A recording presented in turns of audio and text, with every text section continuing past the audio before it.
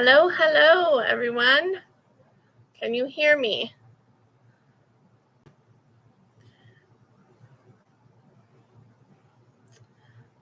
Welcome, welcome. If you're unfamiliar with me, my name is Sarah. I own an Etsy shop. I own 2 Etsy shops. I also have a shop on spoonflower.com. On Etsy, I am Sarah Ann Creations. Here on YouTube, I am Sarah Ann Creations. And on Spoonflower, I am Sarah Ann Creations, and I have another Etsy shop that is Sarah Ann Digitals. And those are mostly embroidery files, and the other ones are handmade items made by me. And the Spoonflower shop is a print-on-demand fabric shop. So you can find me in all those areas. I have linked a few down below. I think I have my Etsy and my Spoonflower, I believe. Hi, Lee. Can you hear me? Hi, Denise. Let me know if you can hear me. Because my little chart thing on the bottom that usually lets me, okay, good.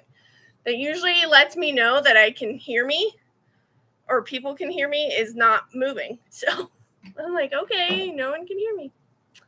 Hello, how are you?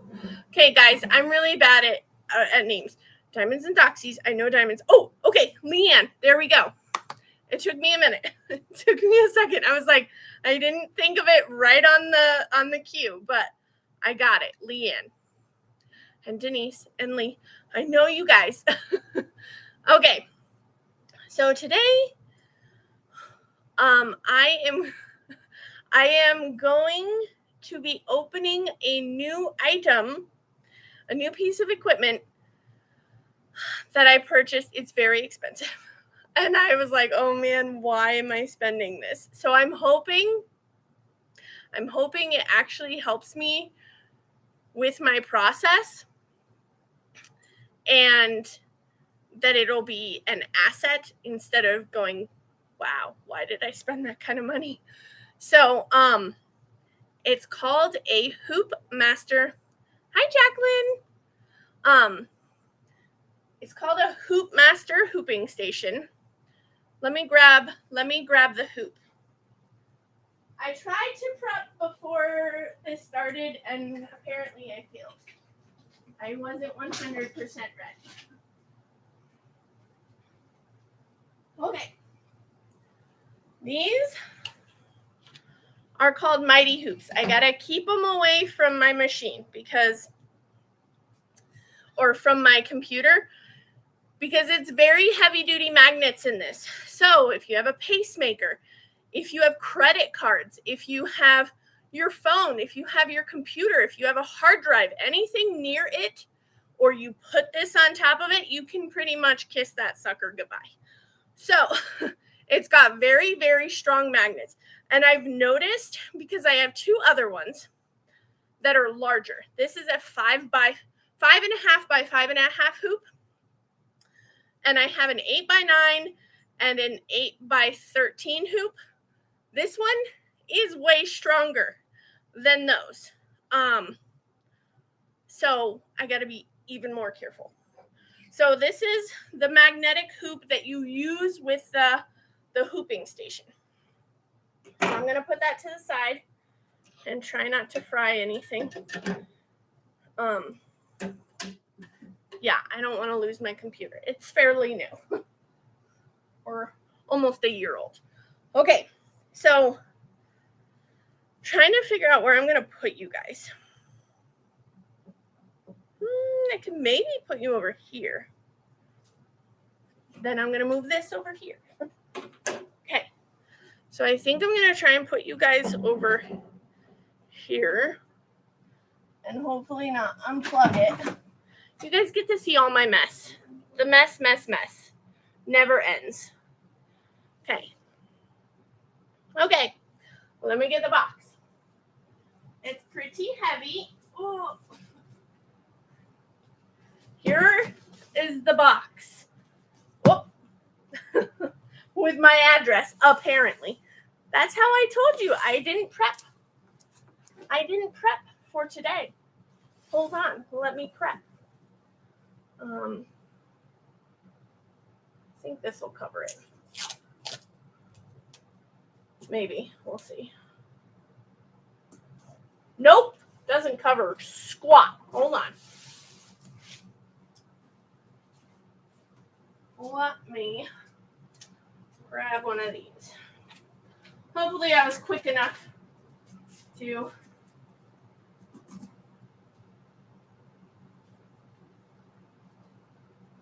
yeah, guys, none of this covers it. Seriously. Okay. I know there's some black paper here somewhere.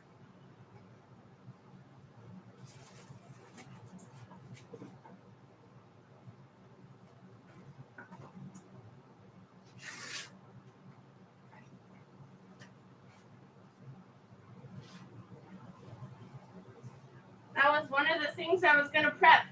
I didn't do that right.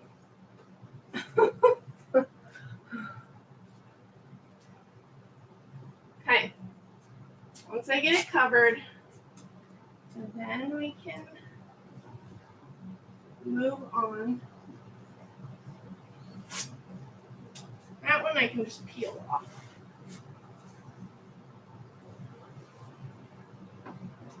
Okay. I don't think there's any more information on it. Okay. So, hopefully, okay, I think we're good. So this is my Mighty Hoop or Hoop Master. And look, it's made in the USA, which is very rare today. Scissors. Here we go. So let's go ahead and dig in.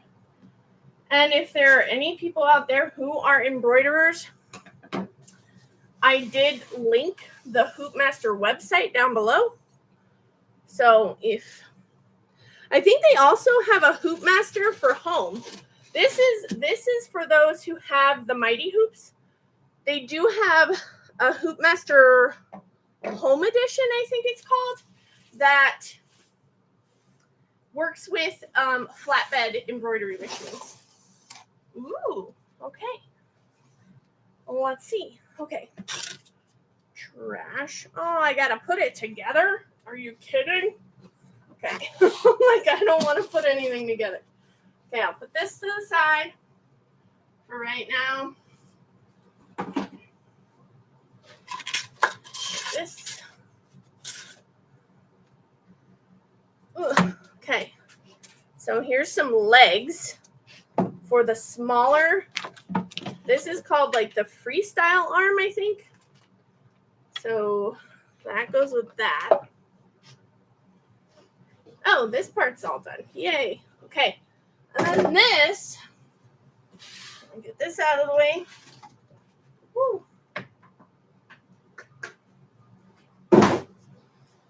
This is the actual, it's got little pieces. This is the actual table. This is the Hoop Master table.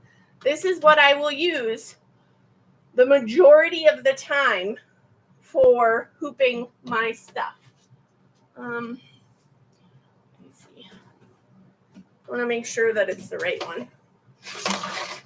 I ordered, so it's almost 16 inches. I think that's the right one. Okay. So this, now, in this box, I'm sure is the other stuff I ordered. Okay.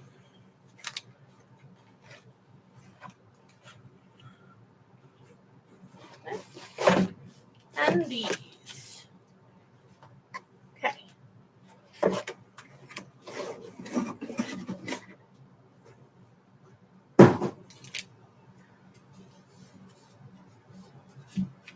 Hi, Carrie.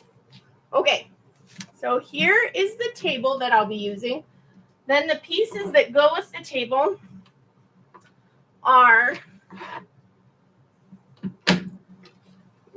you pull the rubber bands off. this rubber band I'm thinking about cutting, but I want to save it. There we go. Okay, so information, what I purchased, and then the instruction manual and how to set it up.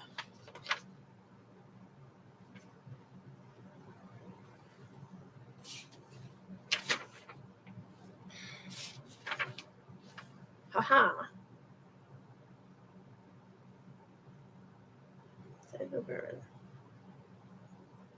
Okay. I will look at that more in a second. So it comes with this T-square ruler that helps you align things. That. And then I guess this is called the freestyle. I thought this one was the freestyle, but this is a freestyle 5.5 inch square. So this will work with my square mighty hoop. So I'm using this. So these were the main parts I wanted for doing left chest logos. So I will show you how I will do them with this in a second. But I'm going to move it out of the way so I can show you the other item. Well, not.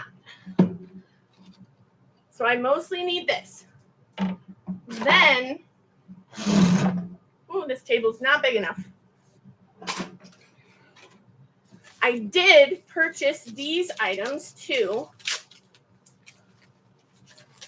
to go with them.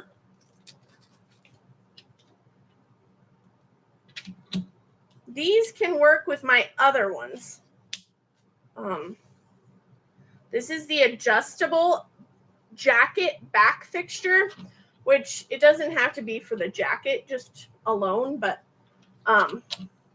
you would attach this one down here, and then you would take this other one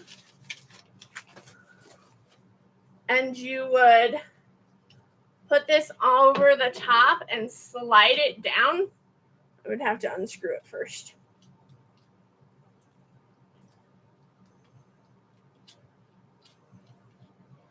You would take this one and slide it down over the top and adjust it and put this one where your correct size of hoop is. So you can adjust it all along this and all along here. So those I also picked up because I have my other sized ones. So I'm going to pull that off, put that to the side. And I'll put this to the side.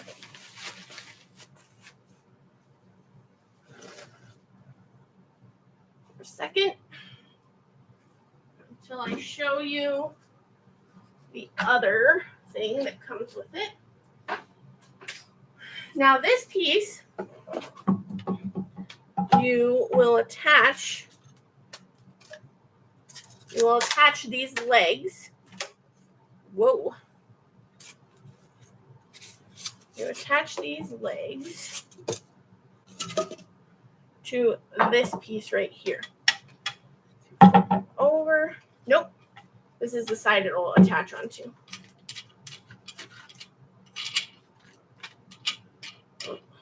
They put it all the way through the bag. There we go. Okay. So, I'm assuming, yeah, the screws come down through the top. Guess I might as well put it together. I don't think I'll be using this today, but it looks fairly simple. Mount to table hardware. Oh, I don't have a table hardware. Assembly on the portable base. Yes. So these will go to the inside. So that goes on that side. Whoops. And this goes on this side. Okay. So if it'll go here, gotta flip it, and I'll put it like this. So let's take this, put it through, and add the nut. Sorry, you guys can't really see what I'm doing.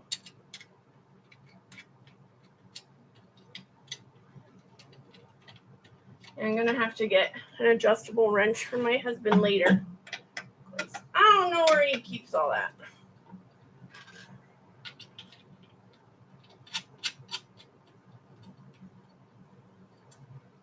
But I can kind of fit it on.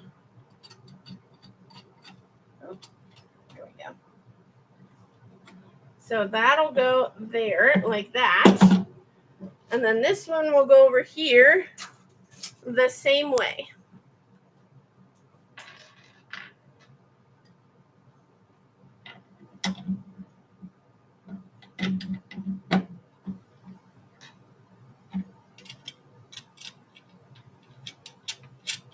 Just do the bolt down. I may have actually, maybe in my thing over there. I'll have to look. There's a bunch of like little tools that they give you when you get a machine. And I have a bunch of them over there, so I may have them. I know I have a screwdriver.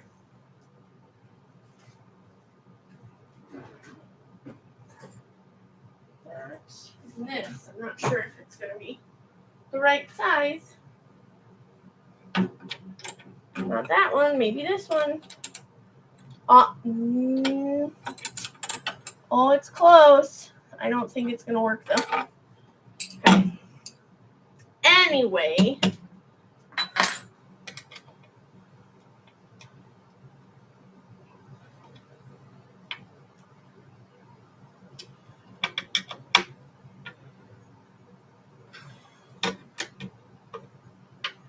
I can always tighten it down later.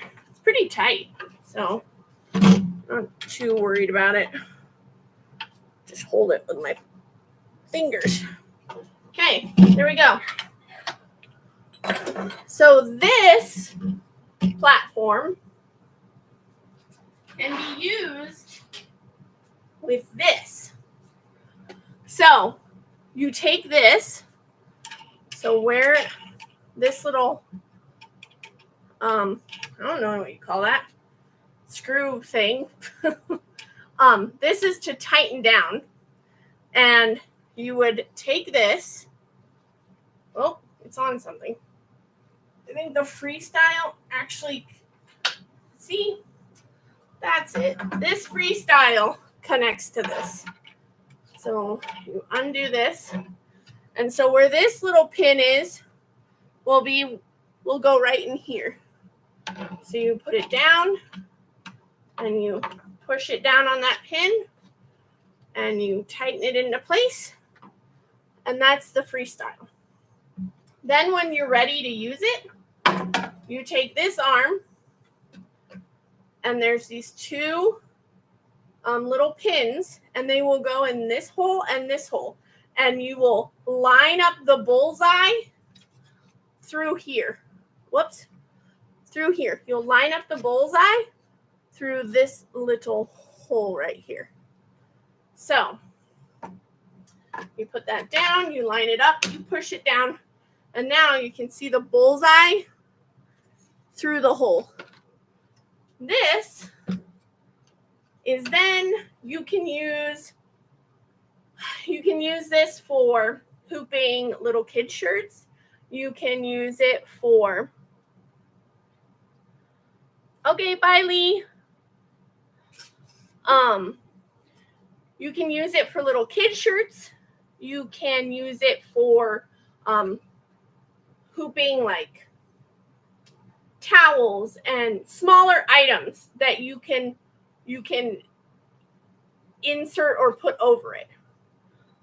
How do you know? Because I've done a lot of research on this thing. I've done a lot of research on it. So at this point, I'm like, I'm ready. I'm ready to try it. Oh, the assembly part? I put a lot of things together. If my husband's not around, like, he'll be my helper if he's around, but I'm the one who puts it together. So I'm pretty used to putting things together. Unless I'm like super confused as to where things go, then I will look at the instructions. But like IKEA stuff, for example, yeah, I gotta look at the instructions. But this was only 4 screws, and there was really only 4 places it could have gone. So that's what that is for. So this is a separate thing. This is not what I need right this second. Now I gotta find a place to put. Okay. This is what I'm here for. And what I love is you can raise this too. So I'm gonna try and figure out how to raise it. I don't know how to raise it. But I'm guessing these little red guys down here, there's little red guys.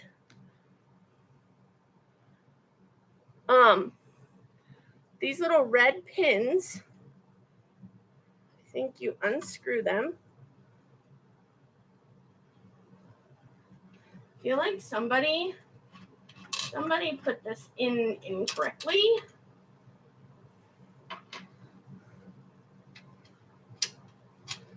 There we go. I think somebody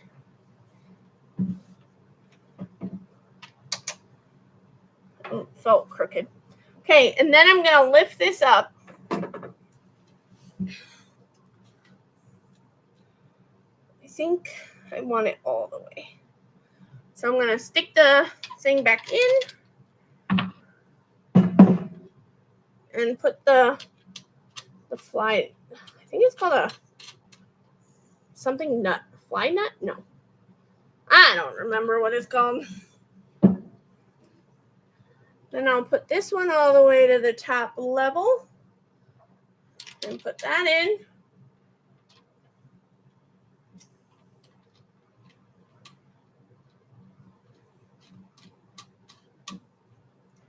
Tighten it down.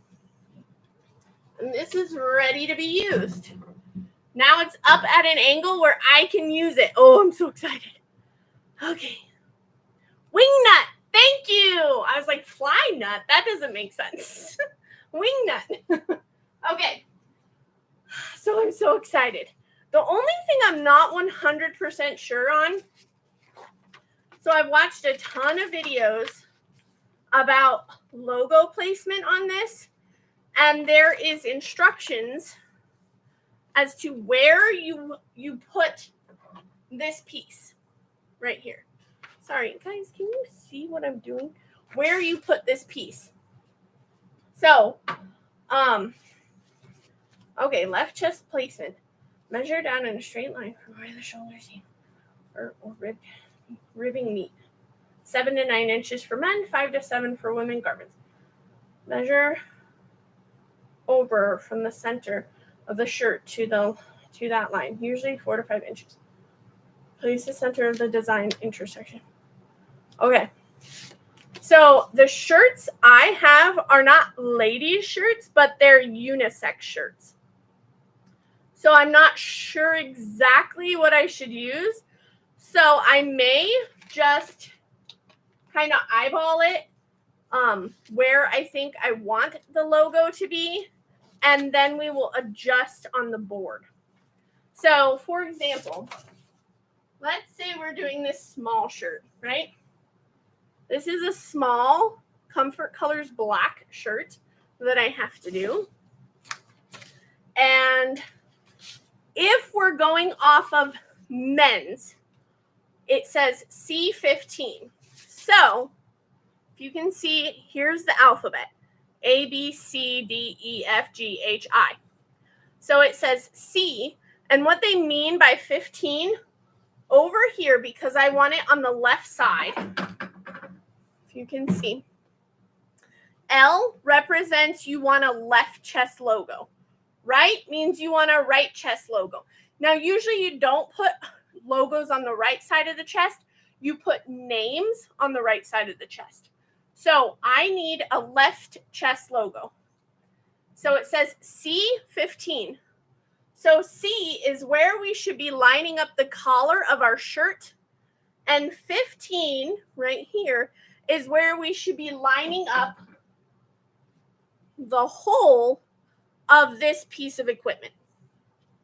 So you're going to grab this, and I'm going to line this up over 15 and push it down. Sorry, my table moves. I don't have it locked into place. Okay. There we go. Oh, I forgot to mute my phone. Hold on. Okay. So, it's on the 15. Is it through? I just want to make sure it's through. Okay, so it's on the 15. Now, I'm just going to take a look. Hi, Tim. I'm just going to take a look, and what I'm going to do, I pre-pressed all my shirts, but for some reason they've got fuzzies on them. So, I pull this down over, and I line up my collar at C. If you can see, let me lower my table a little.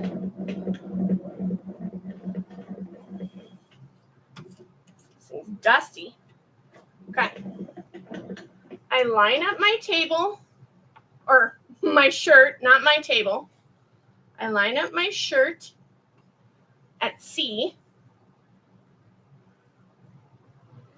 And that's where the left chest logo should be.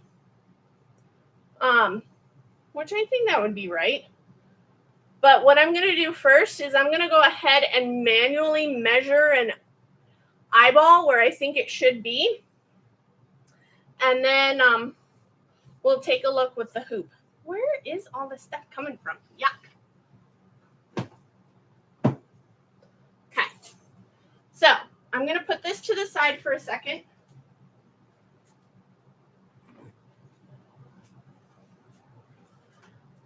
And I'll go ahead and lay this out. I also printed off a bunch, well, not a bunch, but several of the logo I'm actually doing, so that I can get an idea of exactly where it needs to go.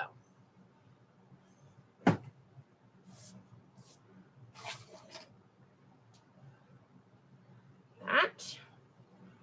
And I'll use this new T-square ruler. And it said, you can tell these were like, either they're printed or the way they, I think they cut them, but the way they cut them is not very nice. Just saying. There's a lot of itty bitty pieces. Hi, Angel. Hi, Kat. Did I miss anyone? Hi, Eve.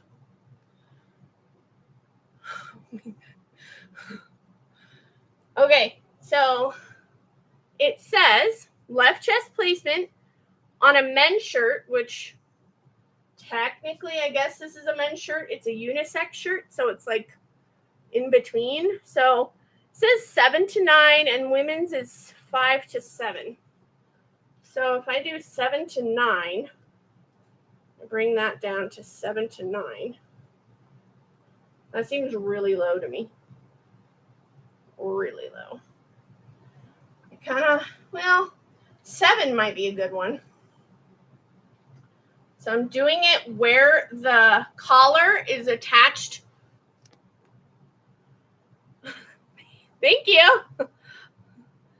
I'm doing it where the collar meets the shoulder seam. So I measure down straight from that seam. And then 7. So on a woman's, it's 5 to 7.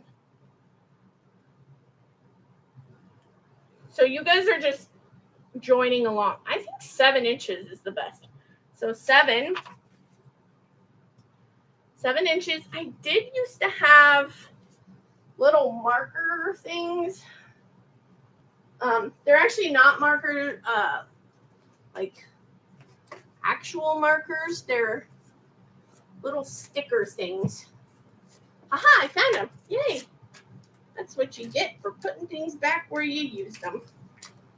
Okay. They're just like these little color coding labels. So I'm just going to use one of these on the shirts so that I kind of get an idea of where I want it. So you go straight down 7. That's where I want it right now. And then from the center of the shirt, which you could always press it, which I may do if I can't get it. It says 4 to 5 inches. 4 inches is over here. So 4 inches is about right there. Okay. This is where it shows it should be. Around. So if that's the case, the center of this would be roughly right there. I feel like it's a little close to the arm, but we can see in a second. So I may tape that down. Where did I put my tape? Oh, well, there's some right here. My tape's back there.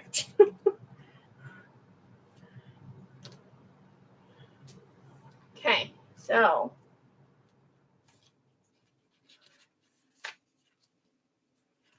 it'd be roughly right around there.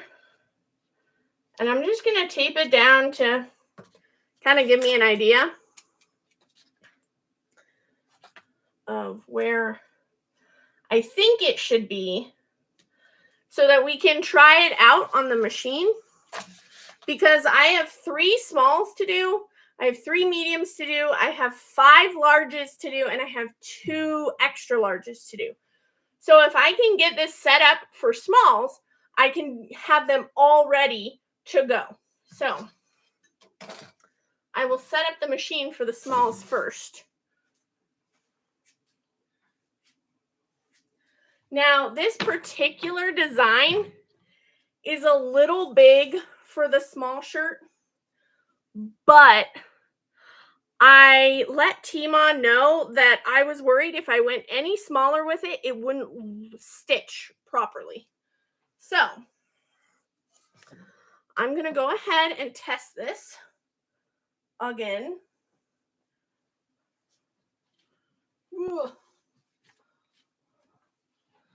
Put that over, pull it down,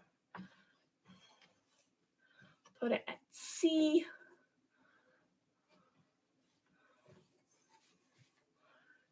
See. Y'all, that's pretty dang good. Okay. I think that's pretty good. It's lined up here.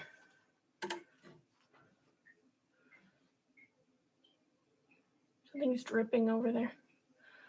I'm like, what is going on over there? Okay, so you have it lined up. And then I think it would work.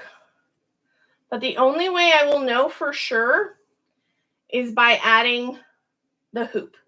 So the thing I love about this thing, you guys may not get a kick out of it like I get a kick out of it.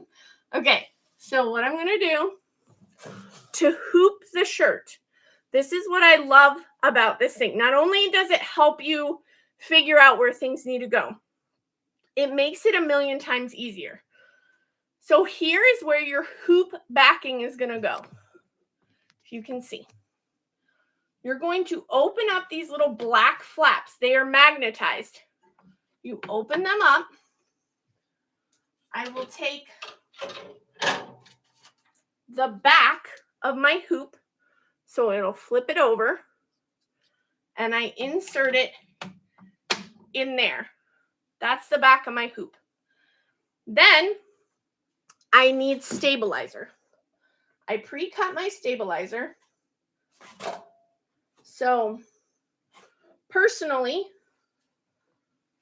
I like to use like a, what do I call this? A no-show mesh, this, and a cutaway stabilizer.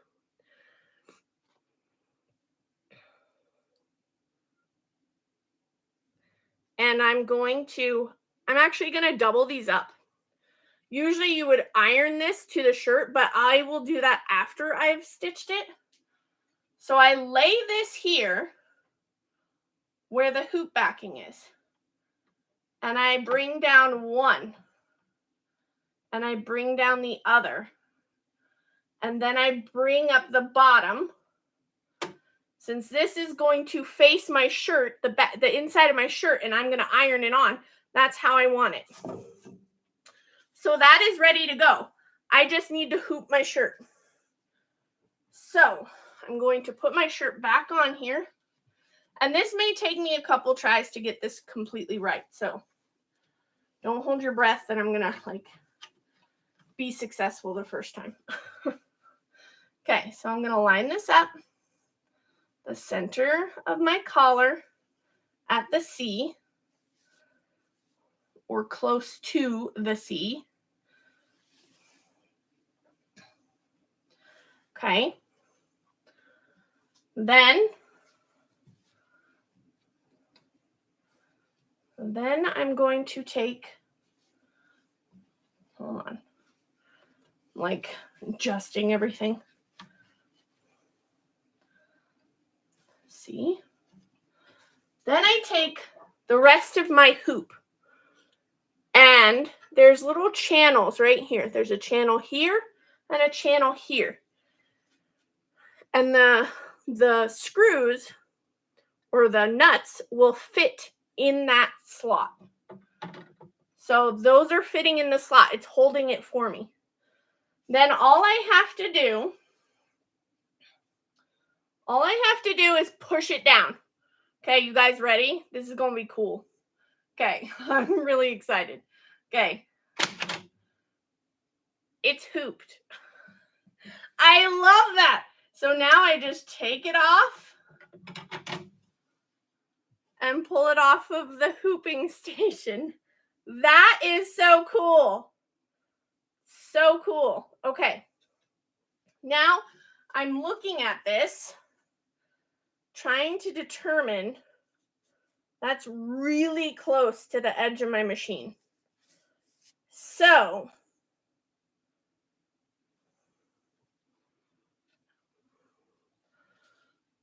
I'm going to check this again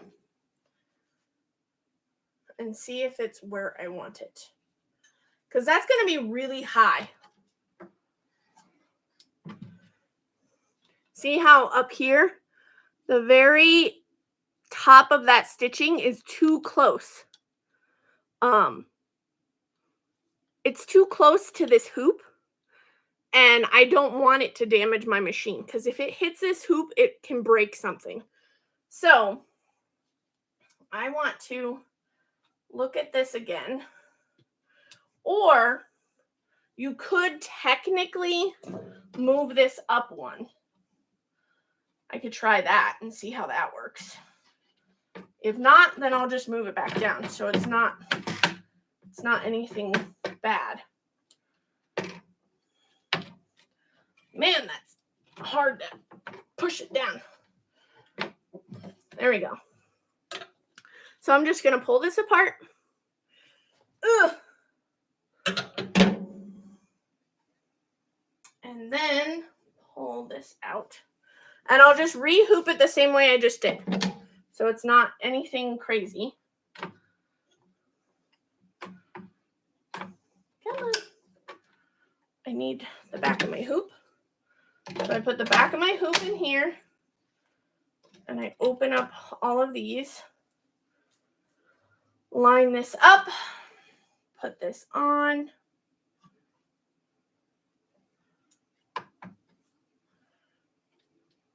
that on.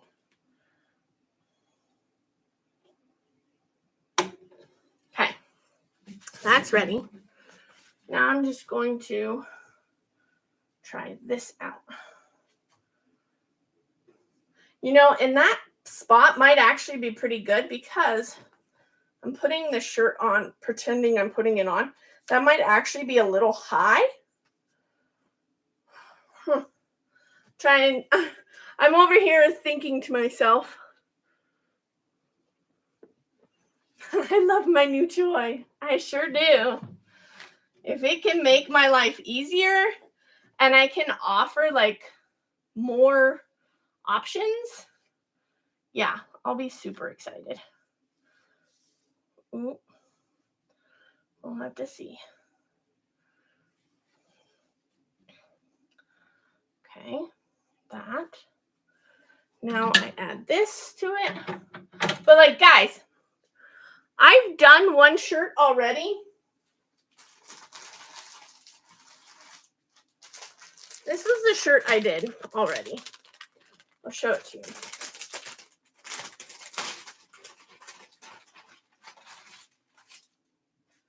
So this is the shirt I've done already. And I didn't have this machine.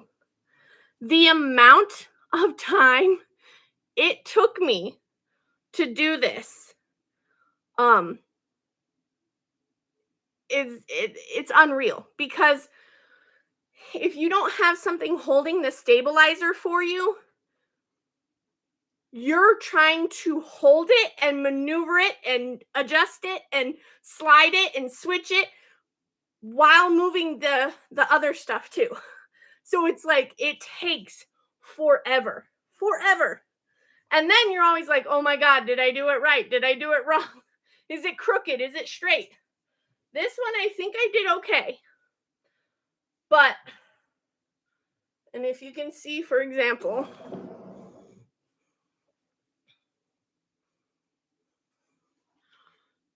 so I think that'll be okay. But, so the amount of time and work and effort to get that to look that way is insane.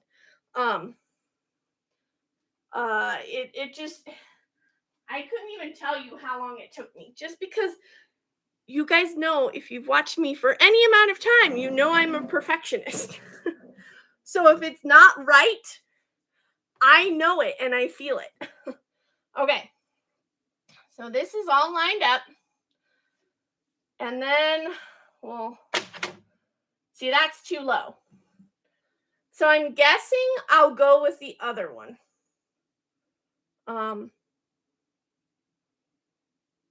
Because let me go see how this looks if I trace it with my machine.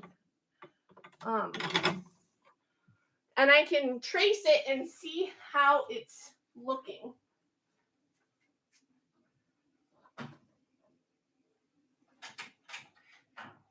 I will be right there, guys.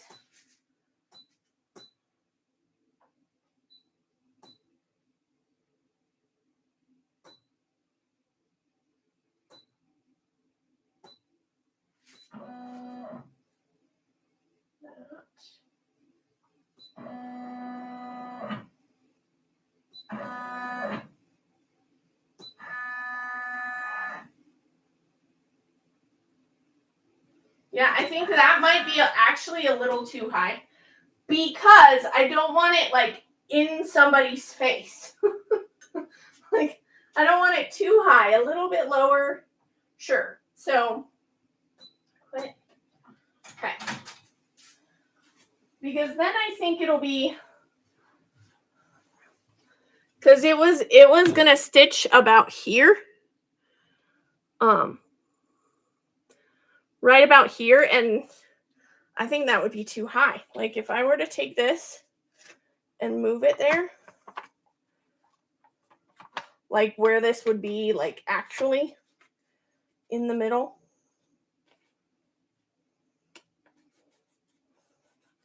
And I take it off of this thing. Look. We'll take a look and see. I don't want it too far up on someone's chest.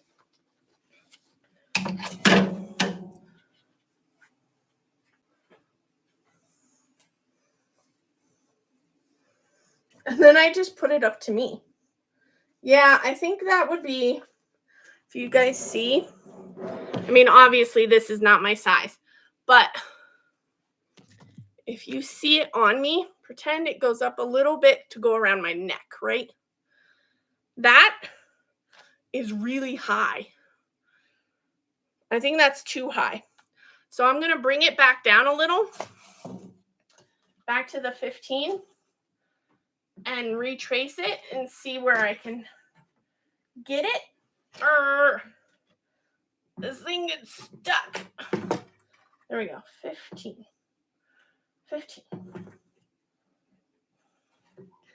And then it won't go on. There we go. Okay.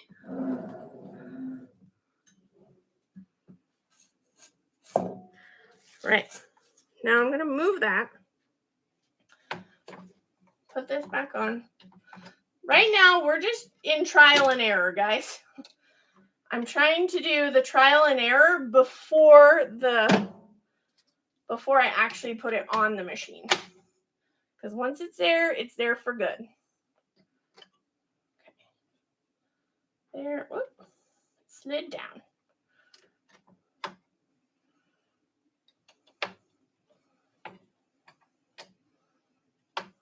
Okay.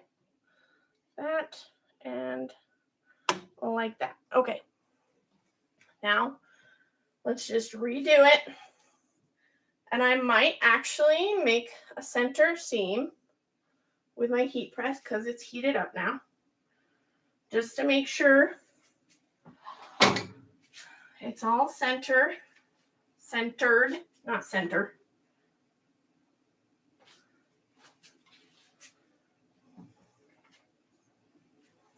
Okay.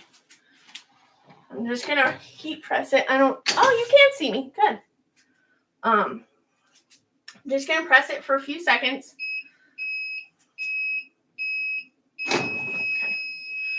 Just so I make sure I know exactly where the center is. So now you can see the line going down the center. And I'm going to hoop this. Yep, that's pretty good. At C, pull it down.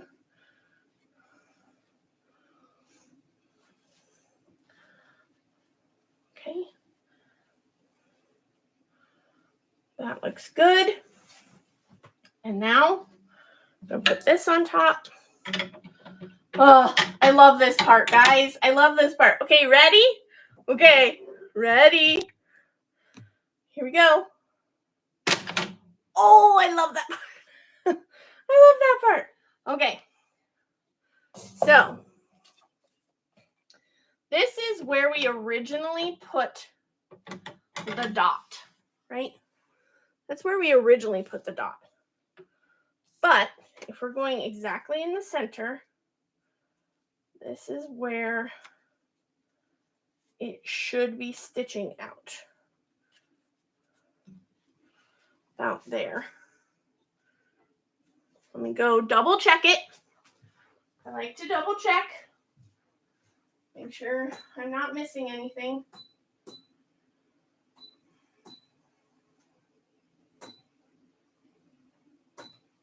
Okay. Put this on here.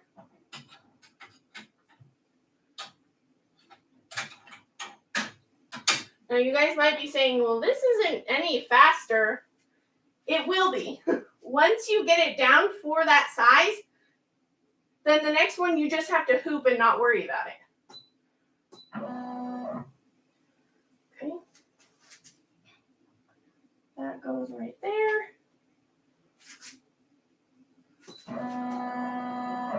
That goes down there.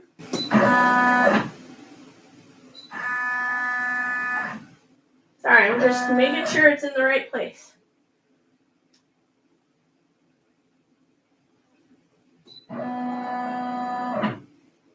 Okay. So this is about where it would go. And since we know that this is where it's going to go, I'm going to hoop it one more time. I love it. Well, because it's going to, the amount of time it's going to save me from and frustration and annoyance. It's going to save a lot. Okay. Going to make sure this is good and down so I don't move it when I take it off. Okay. So I'm going to take it off one more time. I know. You guys are like, this is what happens in a perfectionistic person's head. Okay? This is how quirky we are. Okay. Now I'm just going to check it on myself. I think that'll look better. What do you guys think? So this will be on my neck. I think that'll look good. Okay. Because it'll be there. It'll be, yeah, I like it. I think that'll be good. Okay. Now we can officially hoop it. And then we can actually stitch it. So, let's redo it all over again. Okay. I just love that I don't have to, because if I were doing this, what I was doing the last time is I like taped it and I was taping it and I was putting it into the shirt and this would flop over and then you'd have to push it open and it was a pain in the butt. It was a nightmare. So to have this, you guys have no idea. Like, okay, as long as this turns out looking nice, then I will be in love with the machine or the piece of equipment. It's not a machine. If I could get a machine, yeah, buddy. Okay. Okay, there. Pull that down. I like to make sure that it's good and tight because the tighter you get it in here, I'm assuming the better it'll be when you have the hoop on it. Okay. So I'm going to leave this picture on just to make sure that it's in the similar spot. Okay. Center it up.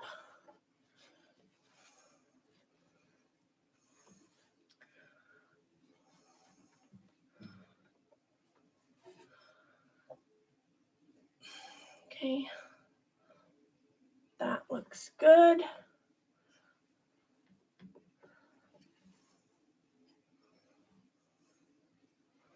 Okay. Sure that's in the right spot. Put that down and oh, I love it. Okay. Okay, now I can move it and it's hooped. Oh my gosh. I'm so excited. Okay. Now I'm going to make sure I have the right. I'm going to just move this whole thing. Hold on. Because I usually let you guys watch it stitch. So I got to move my whole table to. Luckily, my giant table's on wheels. So here we go. We're moving. Oh, wait. I'm still connected. Hold on. There we go. Okay. Turn this.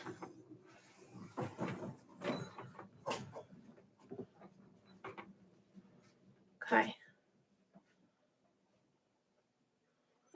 Right. We are in place. Okay. Now, I'll put this right here because I don't want it getting on anything.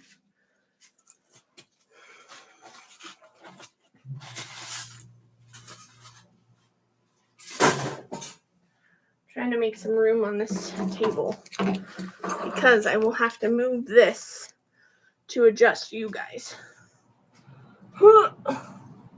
This sucker's heavy.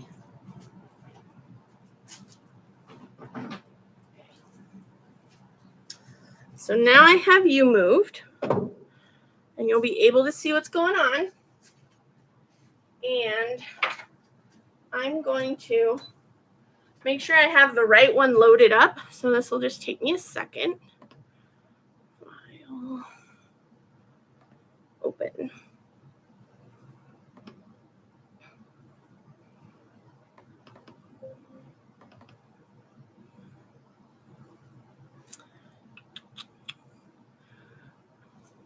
DP with sparklers. I was like, what is this? Where is it?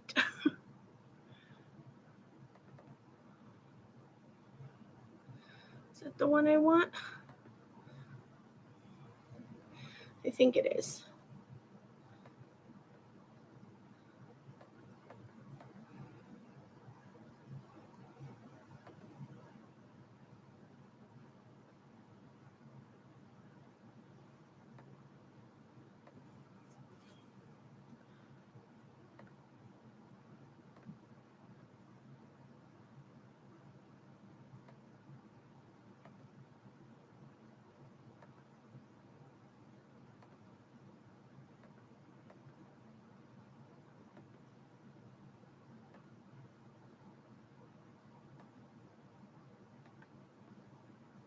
Sorry, guys. I'm quiet because I'm focusing.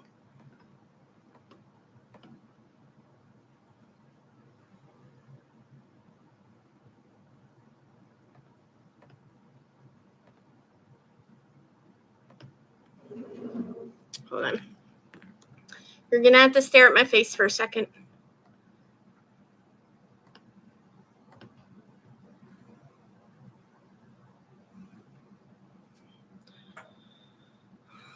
Let me go into here.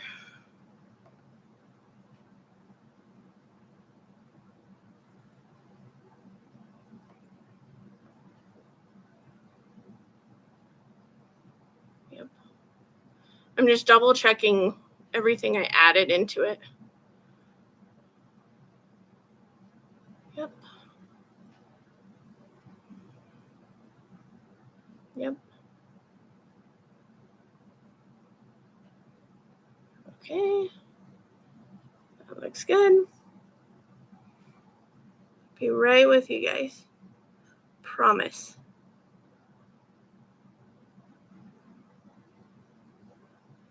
Okay. Good.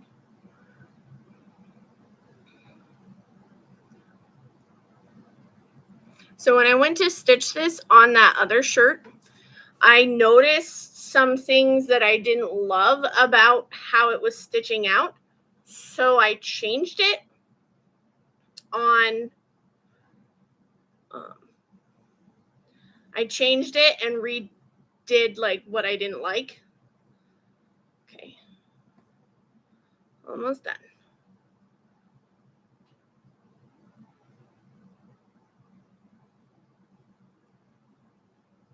Okay, I think this is the one I want.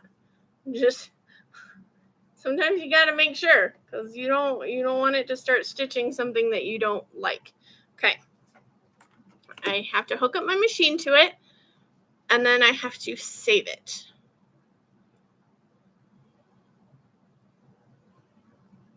Sometimes it takes my machine a second to hook up to things. So how are you guys doing? This is like the worst place because my light is back there. Haha, it popped up. Okay. Now I can save it. Save stitch file as DP with sparklers. Okay, that's done. Now I will load it up on my machine and white plus purple set. Okay. Got it. And now I'm gonna put my hoop on here.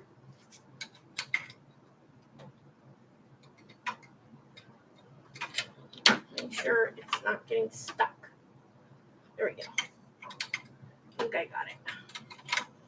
Make sure there's nothing underneath it that's going to sew itself to it. Nope, we're good. And then, make sure I got the right, yeah. I'm going to trace it. So just make sure that it's not going to hit anything. That.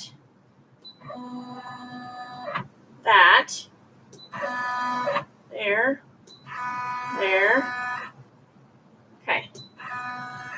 And it's mostly in the middle. Let me go down here. Is it going to hit? Ooh, that's close. Hold on. That's pretty close. So I'm going to go in the middle, and I might move it up a slight bit.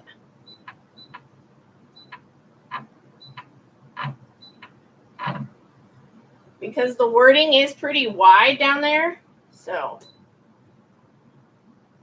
it's not going to hit over there or up here. I mean, it's not going to hit there. Will that hit? Well, that's close, but I don't think it will.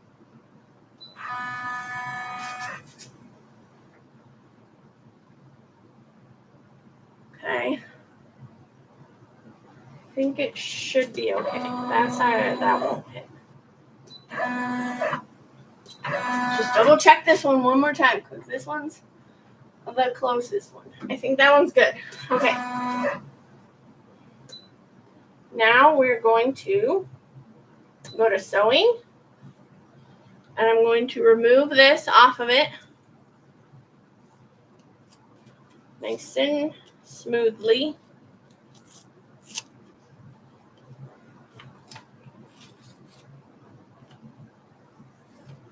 Okay, that's ready. And I can remove this dot. Okay, now everything's ready, everything's set.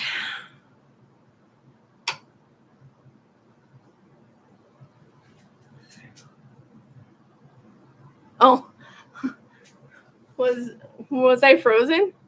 Okay, so that's all set. Okay, nothing underneath. Okay, we're good. Now we can start. Hold your breath. Half the time, that's what I do. I hold my breath. Okay.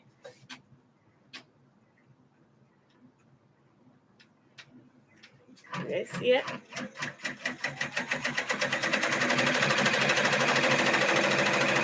I'll try and lower this some.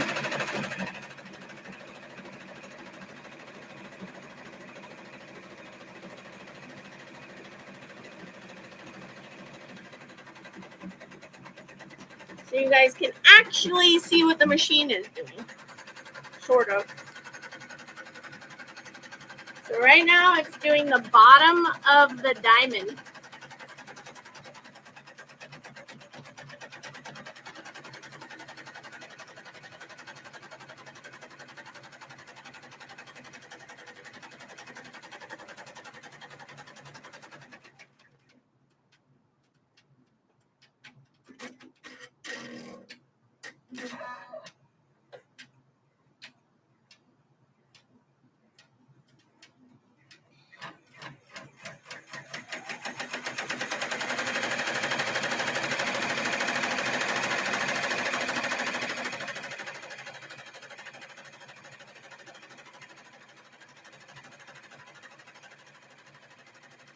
Okay, I'm going to let that go for a second.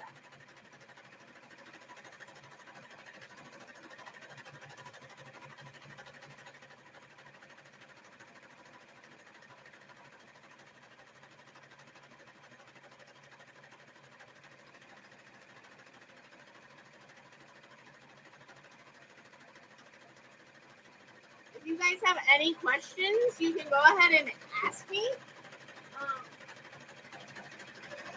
I always feel bad that you guys are sitting there watching a machine and you're not. I don't know if you find that interesting or not. Oh, I'm gonna get mine.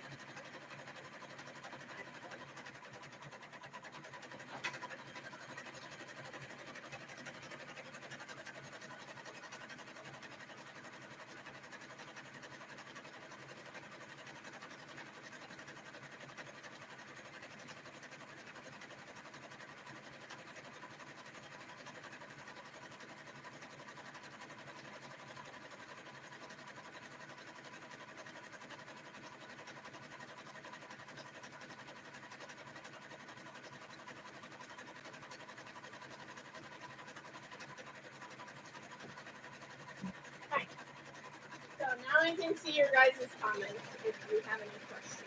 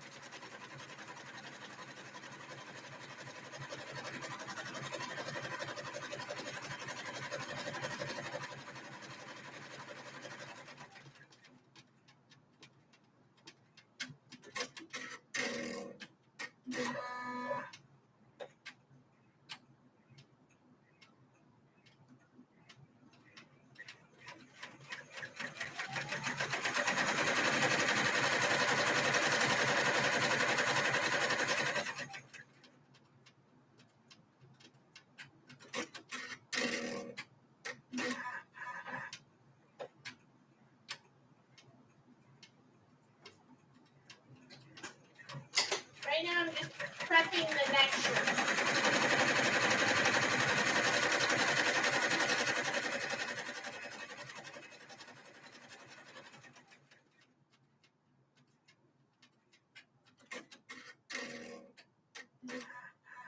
Guess I'll just do my shirts over here then. That's fine.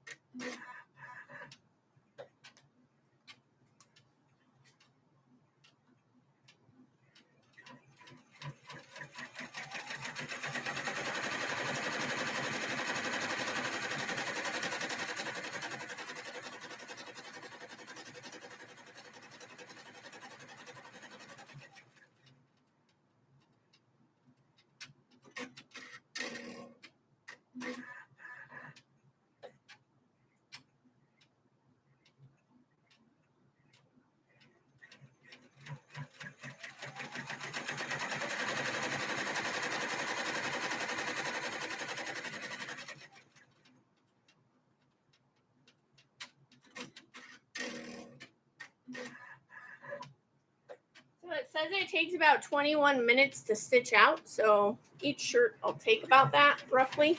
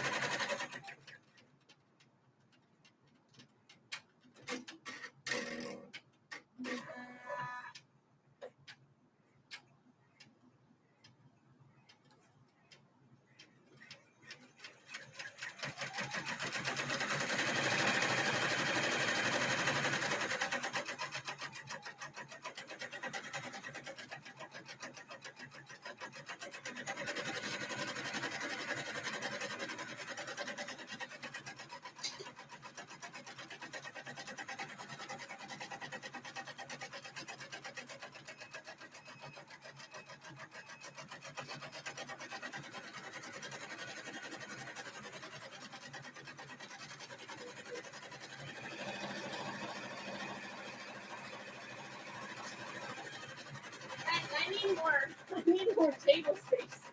I have like nowhere to put things.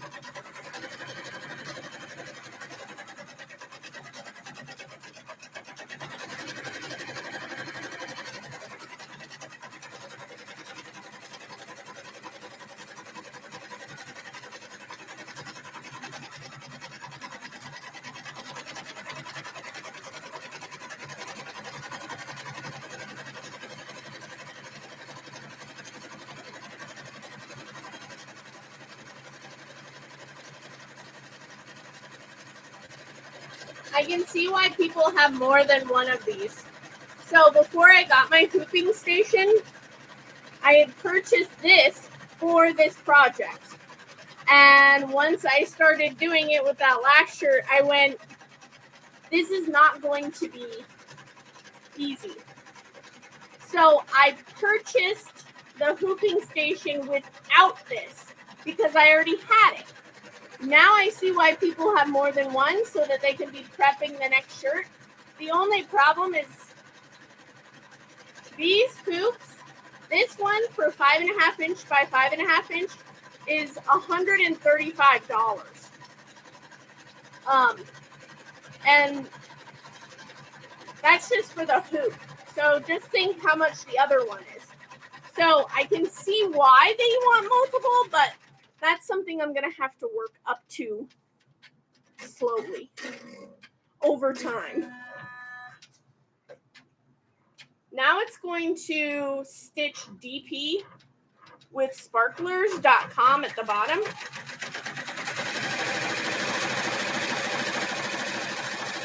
Okay. Sometimes I slow it down, sometimes I don't. It depends.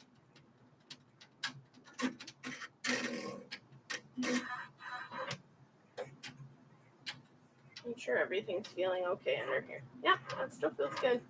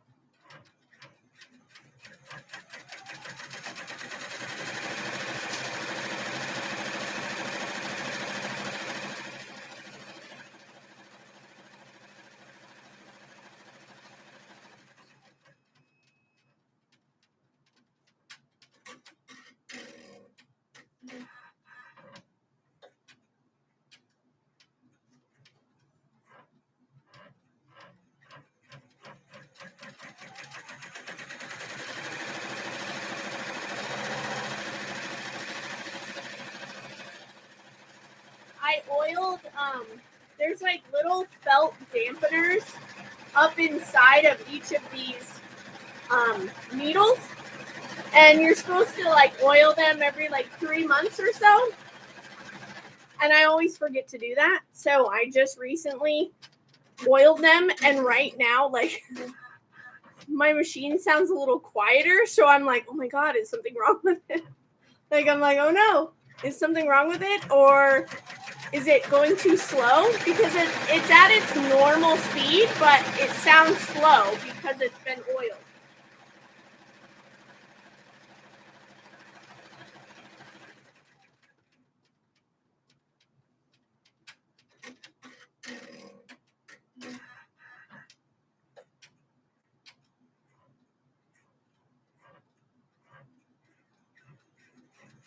That doesn't have thread.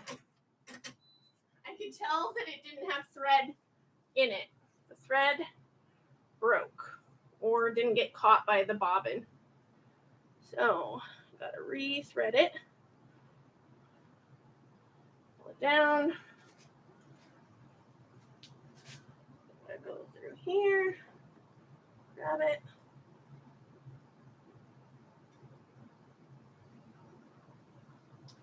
Okay. Put it under these teeth or arms. And I might fix this one. And my purple one. Let's fix this one. So that it's not sitting there. And the purple one.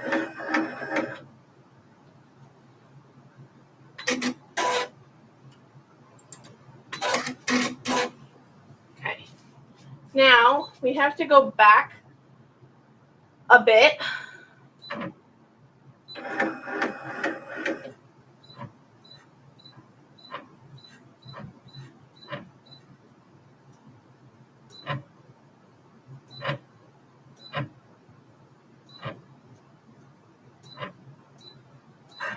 There we go.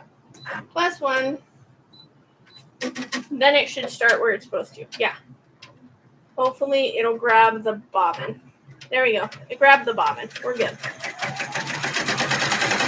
We're good.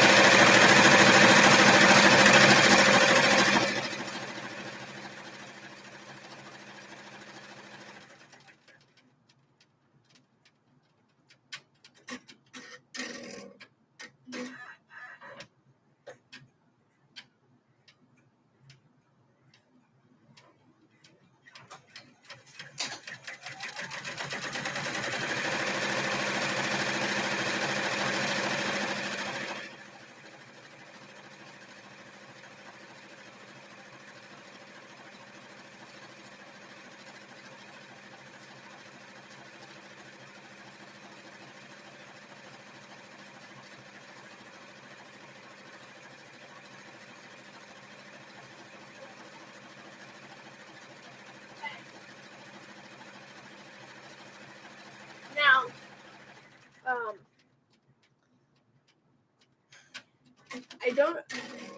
many of you might know, and some of you might not, I did a Wizard of Oz themed bag for Oz and Og.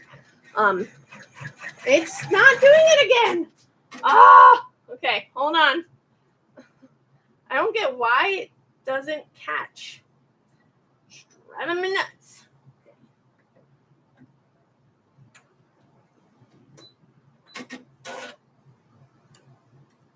Not sure why it's not catching.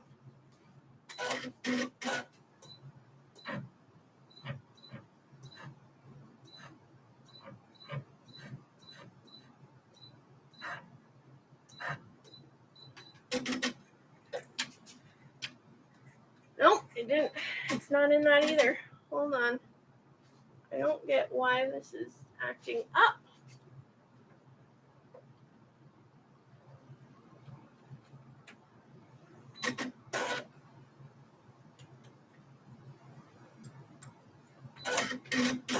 Okay, now it's through the hole.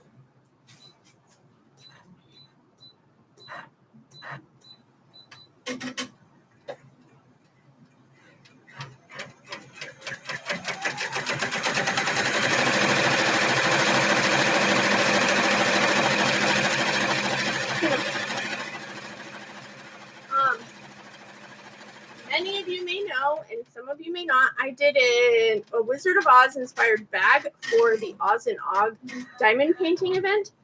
And I have been asked by multiple people if I was going to be doing a bag for drills and chills. I did reach out to Diamonds and Washi. I haven't heard back from her, but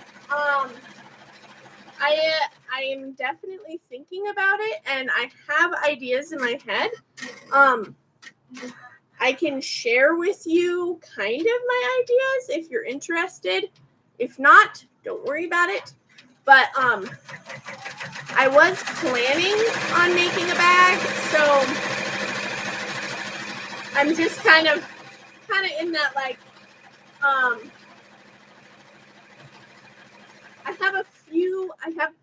I have been approached by one person who wanted a specific fabric for the bag. And so I am making her one. But I was going to make one that's like specific for the event. But I'll show you guys what I have as ideas. I bought way too much fabric. But I'll definitely go over that with you, and you can let me know your ideas. Because like I said, as a creator, sometimes I'm a little too close to the project and I'm like, but I know the fabric and the idea I have specifically for the bag. But I also purchased other fabric just in case. So I'll go over that in a little bit once this is kind of done.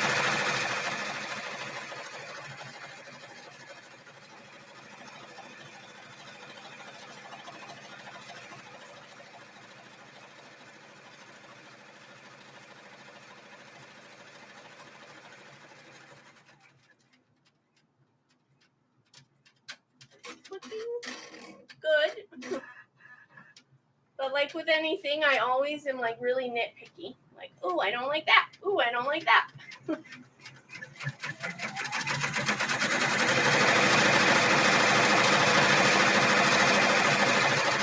Right now it's just stitching the sparklers.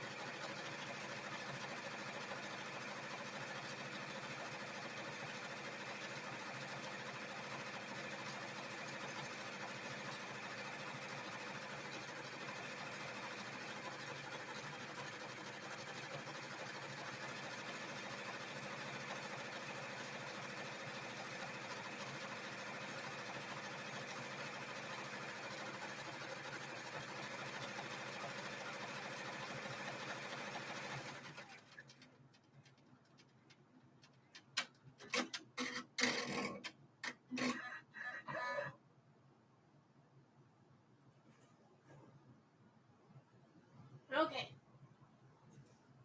So it's finished. Cut off.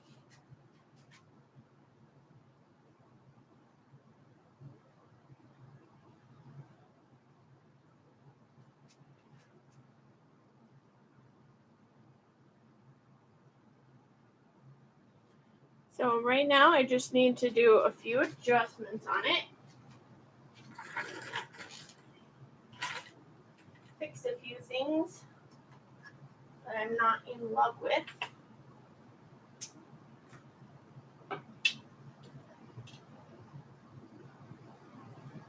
Well, I can unhoop it, but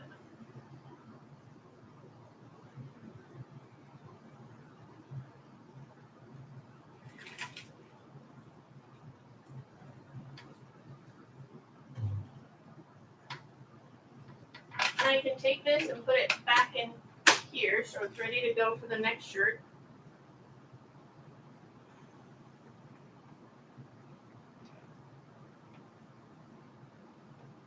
Right? Yeah.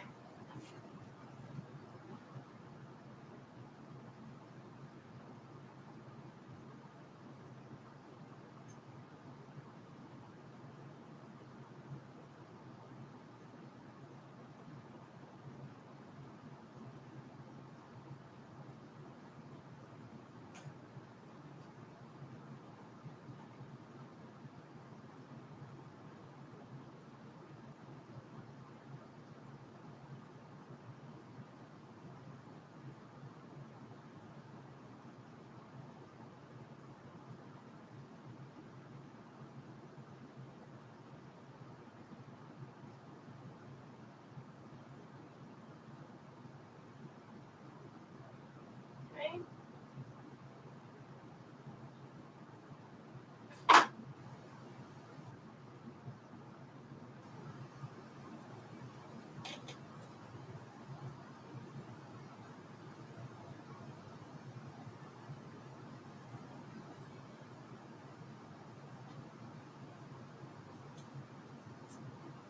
Okay. Now I'm gonna flip it inside out and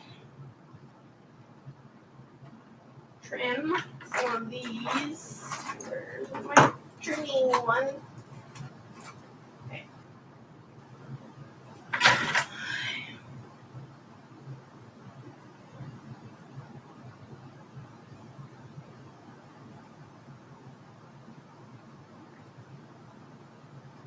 Right now I'm just trimming up the back. You don't technically have to do this, but I like to do it so it's nice and clean on the back. Or as clean as I can get it. It's not going to be perfect, but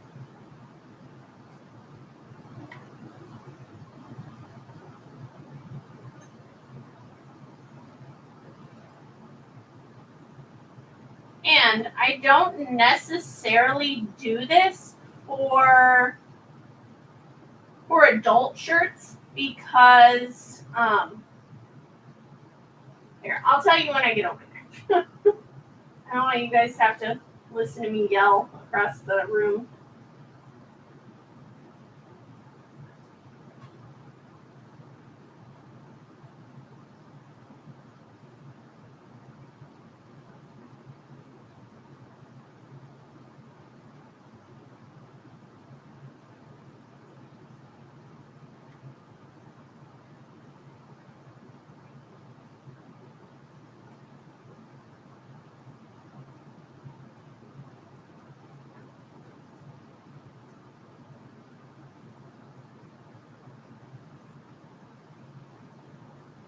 Now, the back of embroidery is never really going to be super pretty because there's been a lot of cuts, there's been a lot of movement, there's been all that kind of stuff.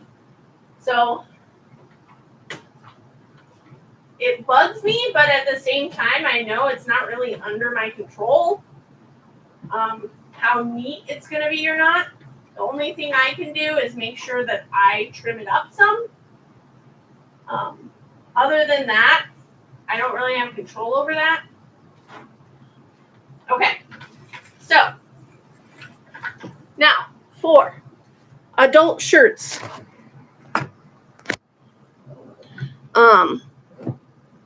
For adult shirts, I don't usually.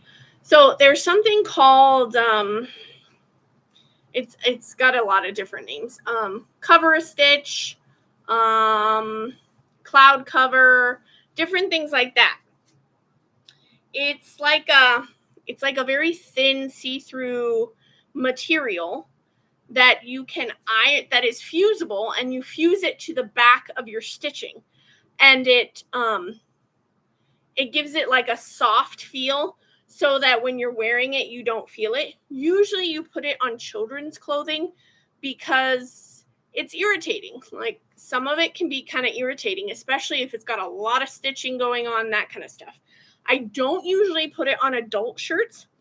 However, I think I'm going to put it on this.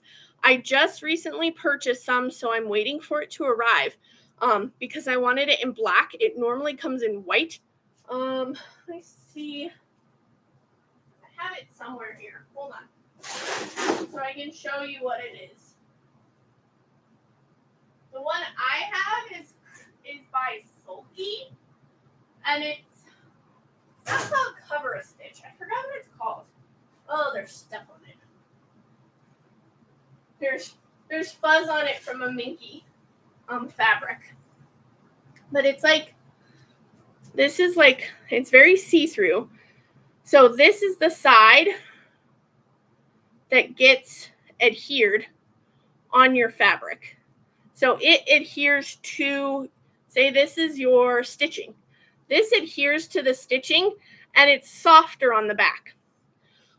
It normally comes in white, but I did purchase some black so that it would look a little bit more professional. Now, this stuff is not meant to stay on forever. It will stay on for several washes and then it starts to come off. The original purpose for this is to give it a nice feel to your chest or whatever until the threads and the embroidery has softened a bit. Once it's softened through washing a few times, it's a little bit softer. So it's not as rough and I mean, it's not uncomfortable, but you know what I mean. So this, I'm going to add it to the back of the shirts just to be extra, I suppose. So here is the finished. Man, right here with this light is awful. This light is awful. Okay, now it's shaking. Sorry. But there's the finished shirt. There we go. Looks good. I love it. It like looks right in the right place. Woohoo! Okay. And the good part is that's the same place for all the smalls and mediums, because I just looked it up for the mediums too. So that is that. And what I do is then you turn it inside out so you have all that extra. And I'm going to trim down the extra as close to the stitching as possible. This is where it gets a little nerve-wracking because you don't want to cut your shirt and you don't want to cut the threads. So I just hold it up and I go along as close as I feel comfortable doing it. I don't want to get too close. But if you can see,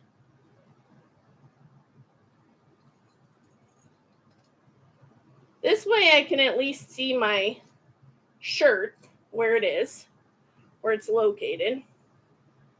And then I can go along here.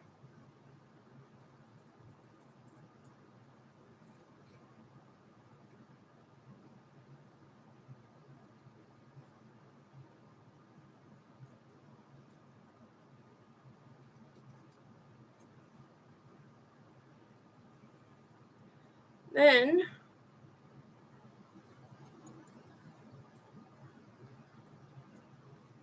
okay, so this is the excess, what I just trimmed off, and there is it trimmed around the edge. And you can tell, like down here, it's not the neatest, but like I said, if embroidery was perfect, that'd be pretty nice. I'm trying not to be so like harsh on myself, because I'm always like, oh, it's not perfect. Well, it's not meant to be perfect. Okay. And there's fuzz on here, so. Okay. So there is the finished design. Now I'm going to go press this so it's nice and crisp, and it will adhere that that poly mesh to the shirt. So I will just come over here, lay my shirt down,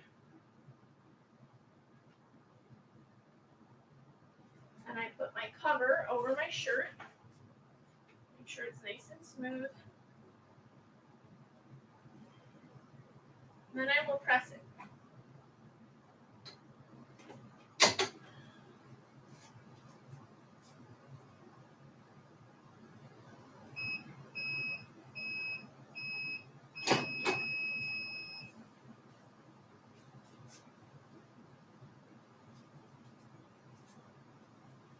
Right. So there is the pressed. Oh my gosh, this is horrible. Okay.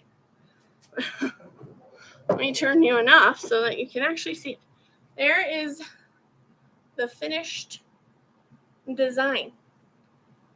I think it looks pretty good.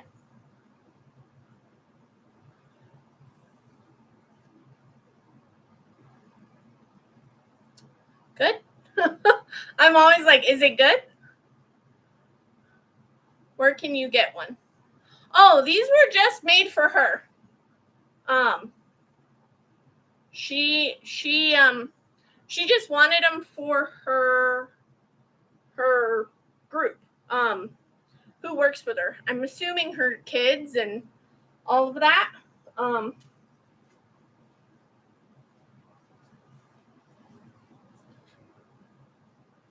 So she just reached out to have shirts made for their team.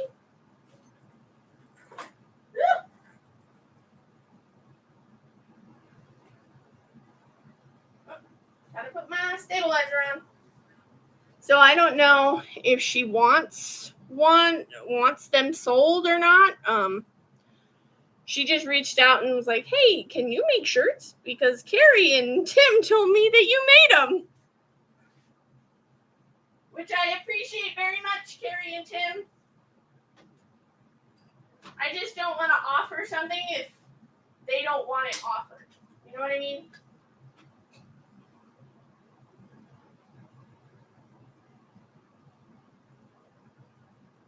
Now I'm just hooping the next one.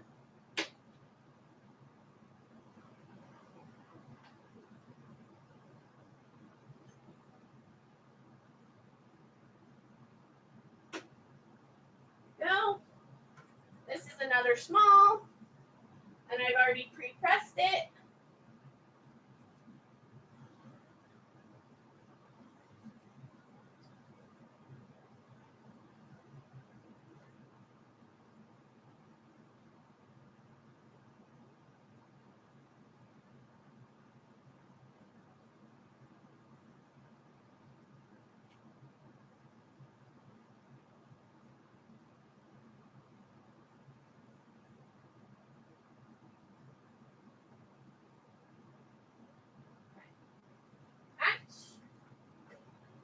Here. Make sure it's nice and smooth. Make sure it's at C. You don't want it too high or too low.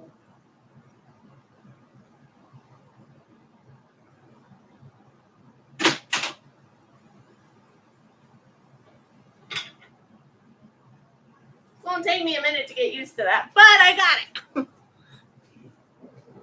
Okay. So I've already hooped the next one. Guys, that's fast. When you don't have to be like, what am I doing?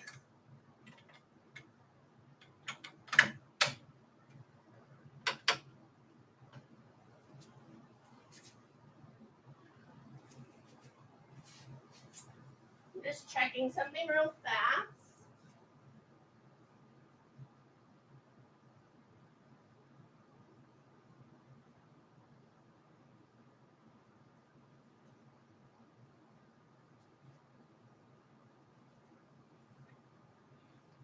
So I'm waiting for that other stuff to be delivered, so I won't be able to finish the backs of them right now, but now I'm going to check this again, make sure it's in a good spot.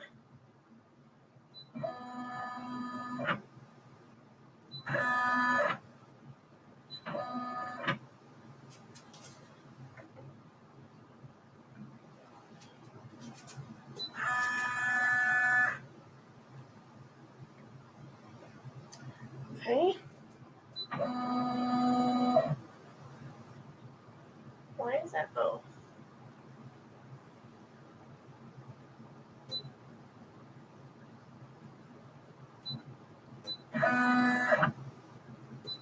Come on.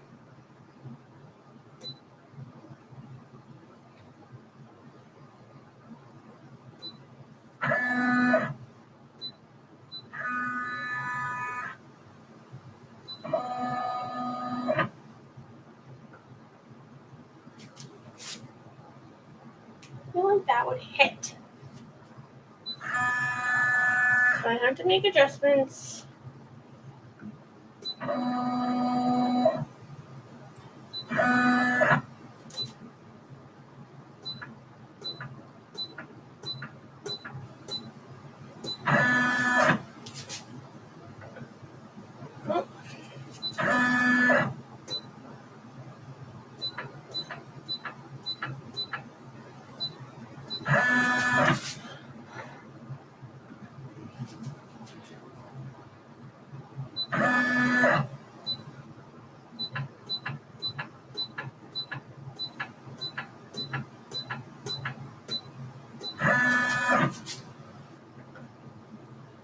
Getting a little better.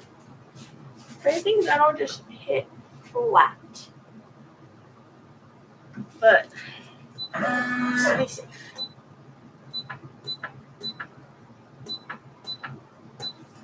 I know I've already done this once, but it was in a weird spot. So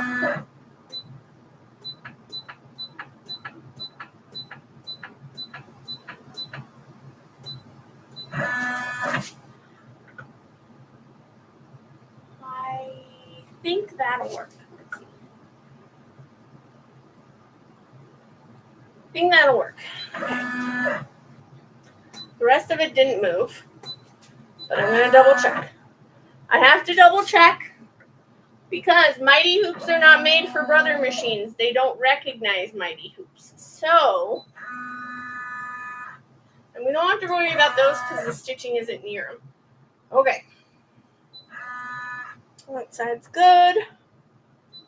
That side's good. Okay. Let's start her. Oh, wait. That's all.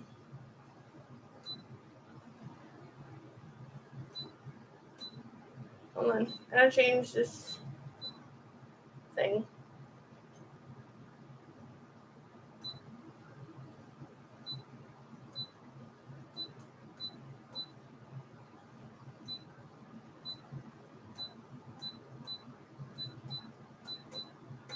Okay. Now I'll give it a go. I'll start it. Whoop. Okay, here we go. The next one is going. Make sure everything's out of the way. I always need to double check just to make sure. Okay.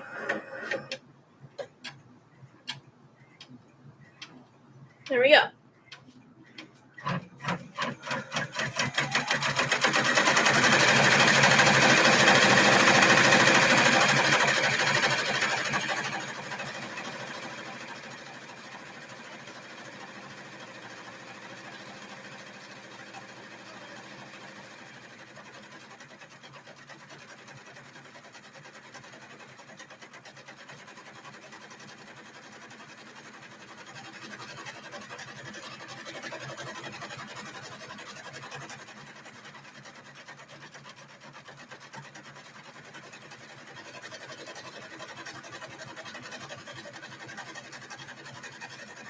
Okay, so I'll ask you guys, do you want to continue watching it stitch? Or do you want me to show you the options or ideas I have in my head for the drills and chills bag? Up to you. You're more than welcome to keep watching, or I can show you those. So just let me know, and I'll do whatever.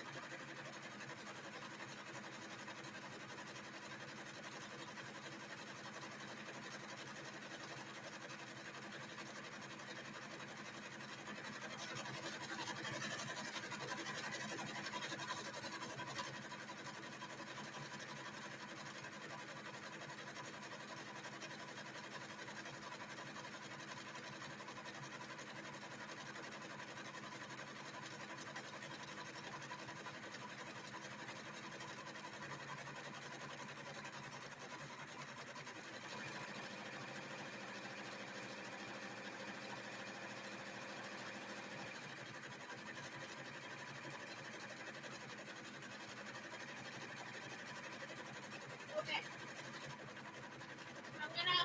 I'm gonna show you the options. I think I'm gonna move you back over here so you can actually see with some proper light.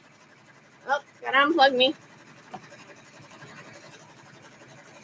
Okay.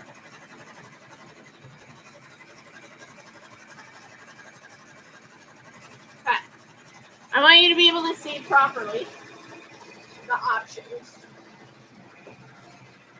Sorry if you get sick. Here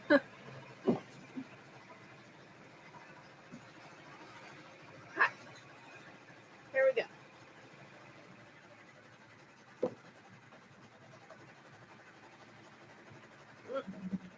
Gotta figure out which way I'm supposed to crank this sucker. Hold on, guys.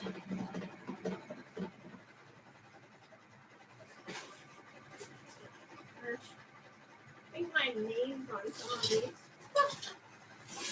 I'm like, you better turn those. Oh my gosh, you guys will never guess.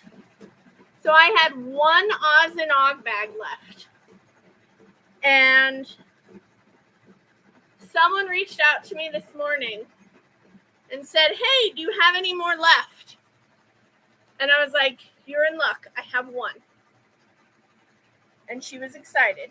So she was like, yes, I want it.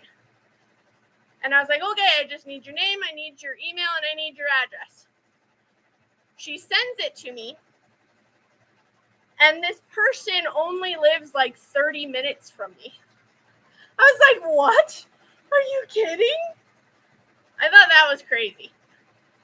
I wrote her back and I was like, oh my gosh, you don't live far from me. I live in such and such. And she didn't write me back. She was probably like, wow, you're creepy. So I was like, okay.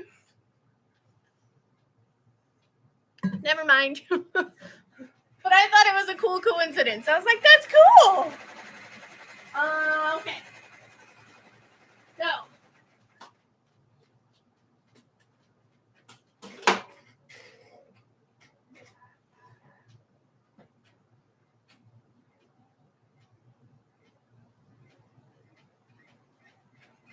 I will share with you first.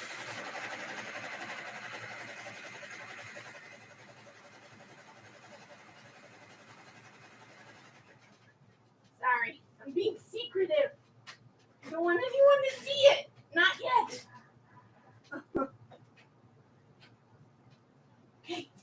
me a secret. Okay. Well, no, I didn't just sell them all. I sold 5 more than I originally started with. So I originally had 18 ready to go. And then I had about 2 yards left, and I could make, no, I had 1 yard left. 1 yard? I think I had 1 yard left, and I made 5 more and sold all 5 of those. So that was amazing. Like, I was so happy.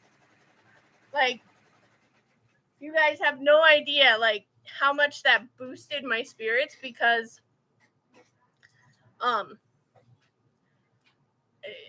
I don't usually get sales.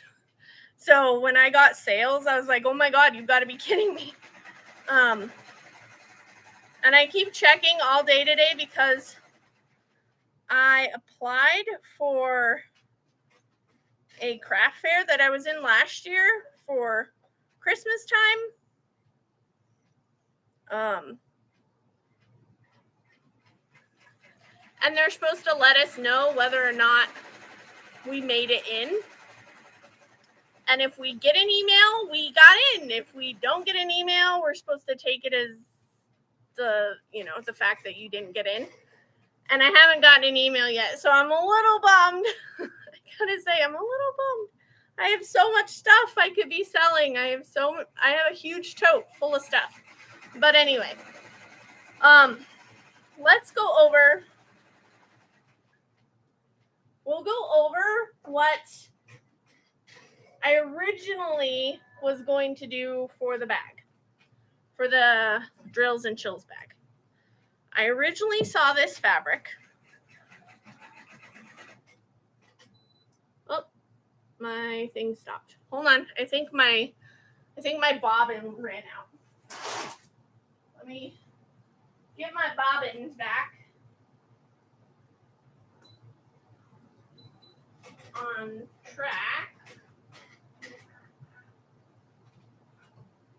Yep, my bobbin ran out. I'll show you guys what my bobbins look like, in case for some reason you were wondering. Okay, so the bobbins I use is MagnaGlide. These are by Filtech? I think it's Filtech. So here's the bobbin case. This is what the bobbin goes into. I use MagnaGlide. And this, the black on the back is a magnet. So you drop it in and it magnetizes to it. So the magnet serves as like a good tensioner. So it helps keep a good semi-consistent tension. It's not going to be perfect, but that's what that magnet's for. So once it's empty, it just looks like this. That's the bobbin that goes into the bobbin case. Blah, blah, blah, blah. Okay, let me fix this, and I'll be right back.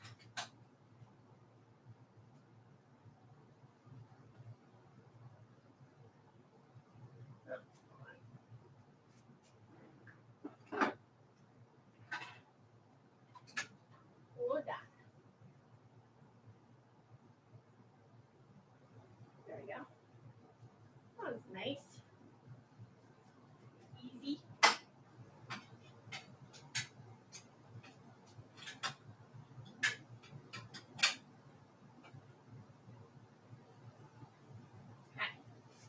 All right. Now I'm just going to go back to where I was starting.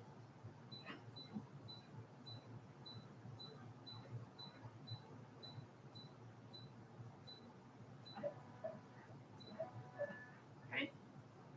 Sure nothing's under it. Don't want anything sewn to it that I don't want sewn to it.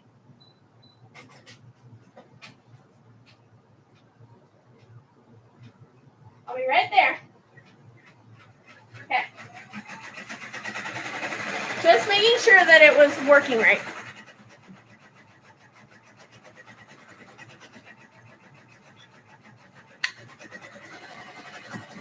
Let me know who to write you.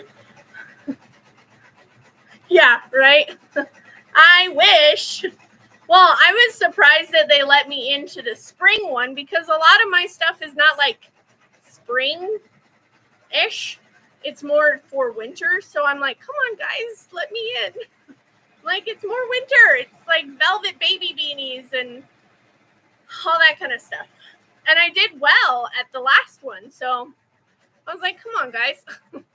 Anyway, so here is one fabric option. So I saw this in the store and I really liked it, so I bought it. Because I wasn't 100% sure on what I wanted to do. So that I was going to pair with this being the inside. If you can see. So it would be this fabric with this orange liner. So I had that option. Then, like I said, I had a lady who purchased my last bag and was like, okay, I need a bag for every event and every holiday, everything. And I was like, oh, okay.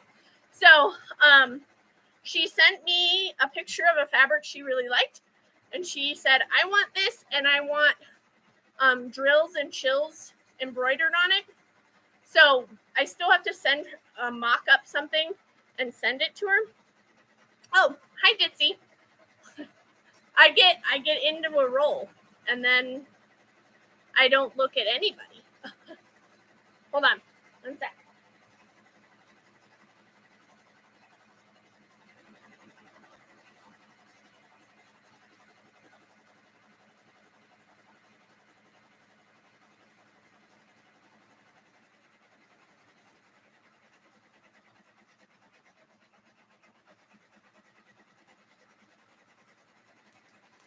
I do have that one giveaway though. It even says giveaway, so that I wouldn't use it. I was like, I need to mark these so I don't accidentally sell it. Okay, so here was the fabric she liked.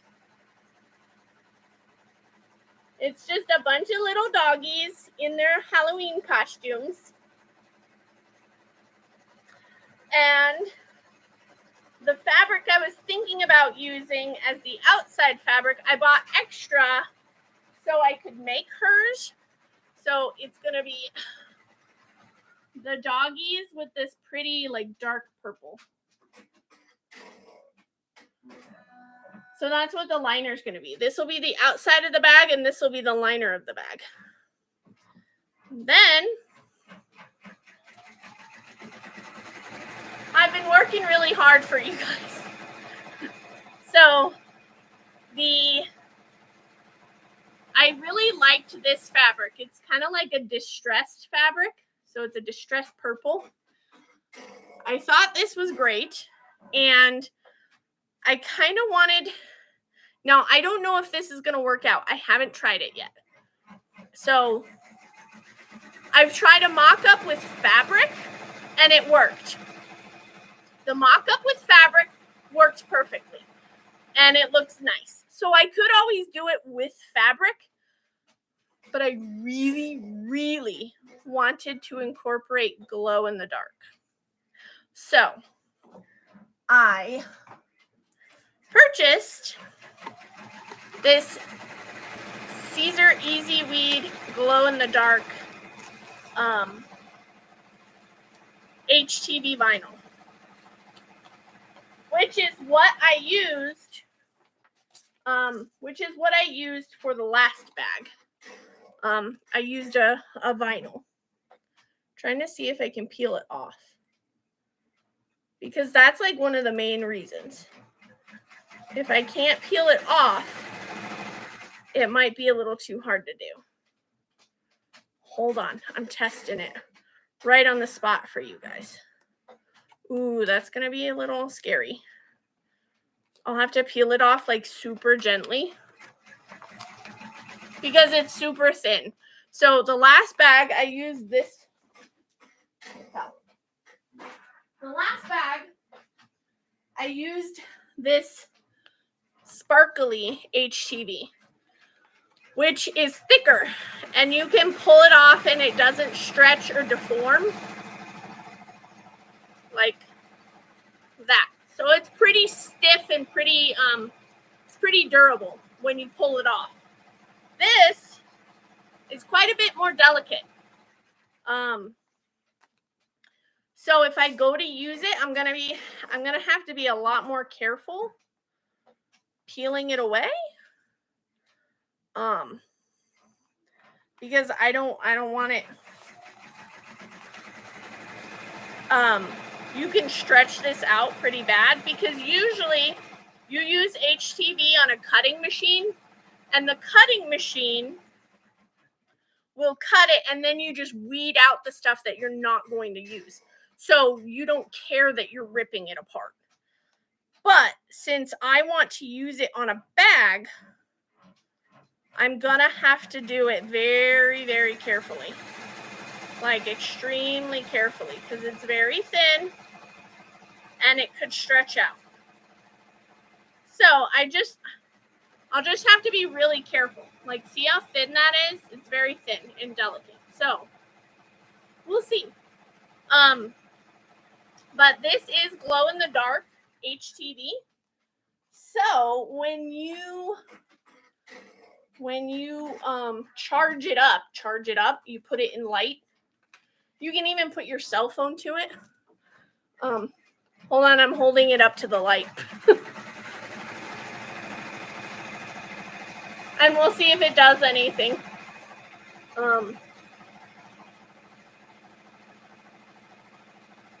Oh, you can't see it in the light. Guys, you can see it. Okay. I'll do what I did the last time. Let's see. You can't see it too well. There. It's too bright. The light's coming in. Sorry. I can't get it to work right. But it does glow, so that's good. I've even tested it. So it glows. I just have to see if it'll work for the project. But anyway, I would use that. And this would be the fabric I would use for the outside of the bag. And then I kind of went into a Beetlejuice theme. I don't know why. This will be the inside of the bag. So it's like a black and white pinstripe on the inside of the purple bag. And because I love all of you so much, I worked really, really hard. And I drew and then digitized this image. So this is the image I came up with. So I'm hoping to make the moon and all the windows and the doors glow in the dark. That is my goal. So this, on this, right? This on this, with this liner. So that is my goal.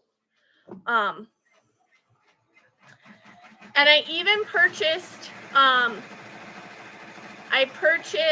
glow in the dark thread so that this thread on the outside would be glow in the dark too. So I'm waiting for that. That's supposed to be coming with my stuff for the shirts. So, what do you guys think? I see Denise likes the dog, so she wants a dog. I bought enough for the dog bag to make 10 of them. 5, 10. I think 10. I bought enough to make 10 of them. For this, I think I bought enough to make, can't remember how many. Let's go. I have 6 yards of that. 6. So that's 5, 10, 15, 2. I think maybe 30. I have enough to make 30, but I don't think I'm going to have time to make 30 of the bags, but I'm hoping to at least test it and see how it goes. Now, my question is, so I have this purple, right? And this is going to be the liner. Should I still use the white zippers or should I buy black zippers? I've been like debating that, whether I should buy black zippers to go with it or if the white would be okay because there's white on the inside, but you can't see the white on the inside. So I don't know. Either black or white zippers. I'm not sure. But that's my ideas for that bag.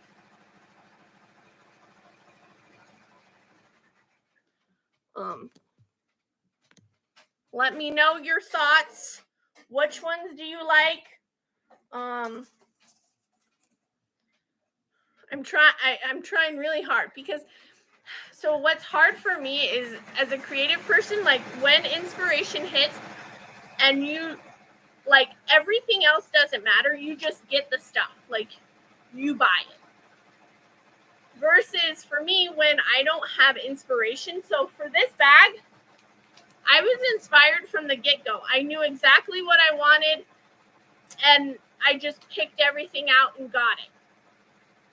Now,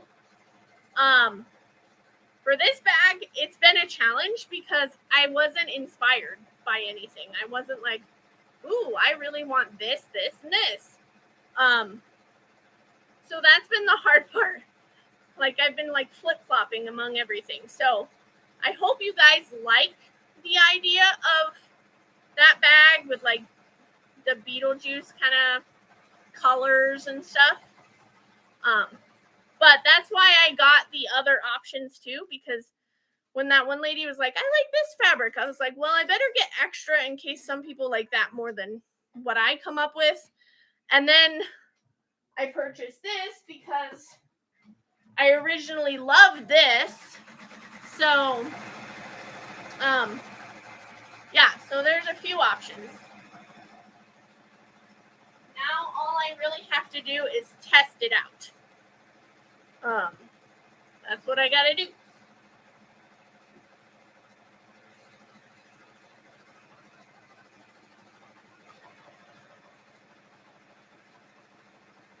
Okay, the next one is almost done. Hold on.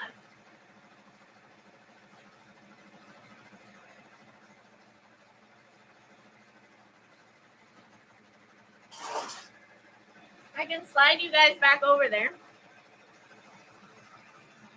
Rum, rum, rum. I almost feel like I'm moving like a hospital bed.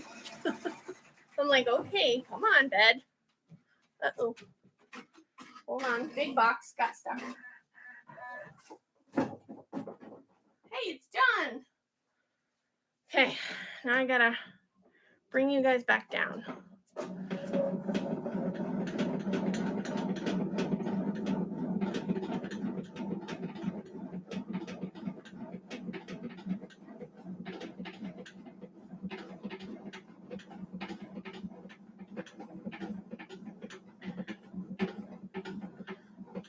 Okay, now you guys are back down and you'll be able to see what it's doing.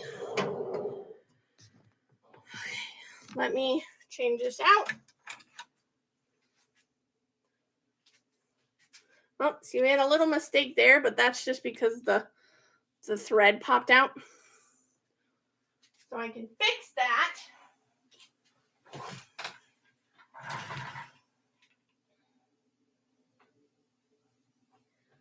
Yeah, it's not anything serious.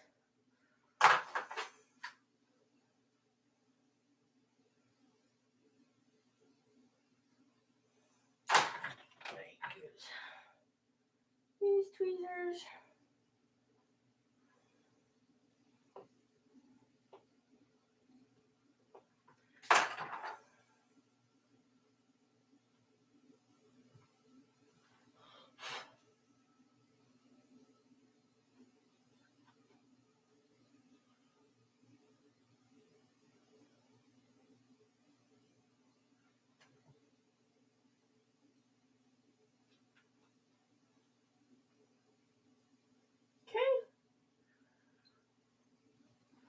That looks good. Now, pull that off. Put this in here.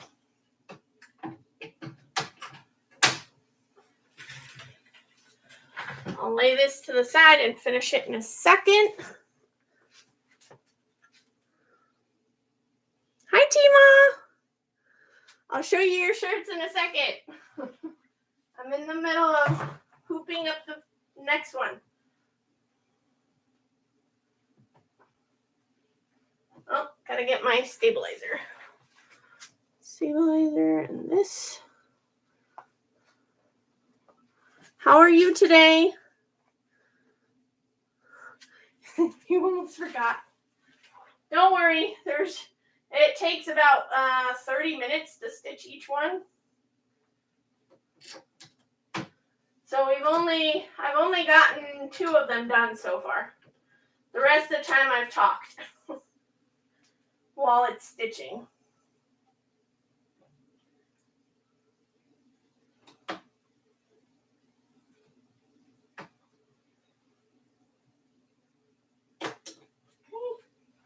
That's done.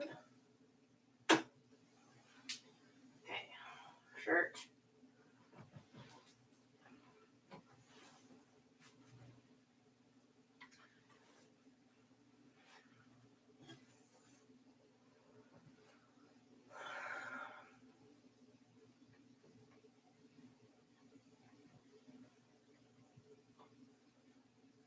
Okay, now the next one.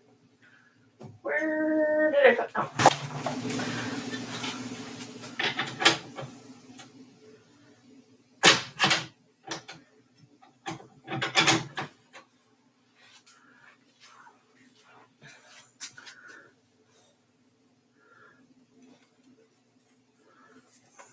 Okay.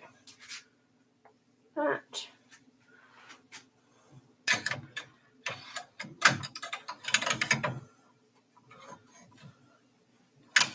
Okay. Now,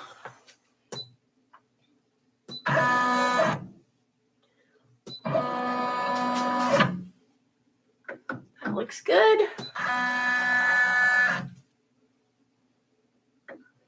Looks good. Okay.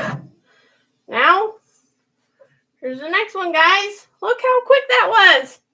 Just hooped it right up. Oh, you guys have no idea how much time that's going to save me. Okay. And so, there we go. It's off to the races. Okay. So here.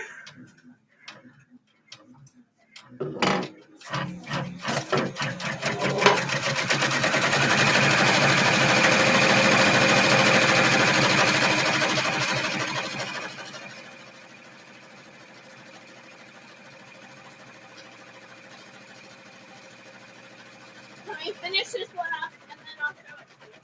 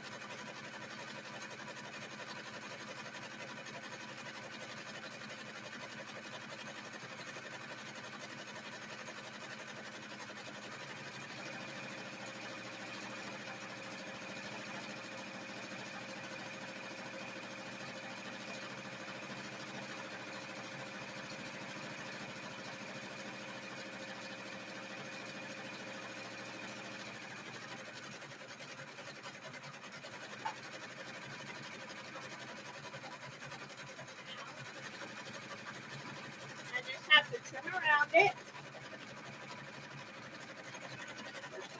My finger.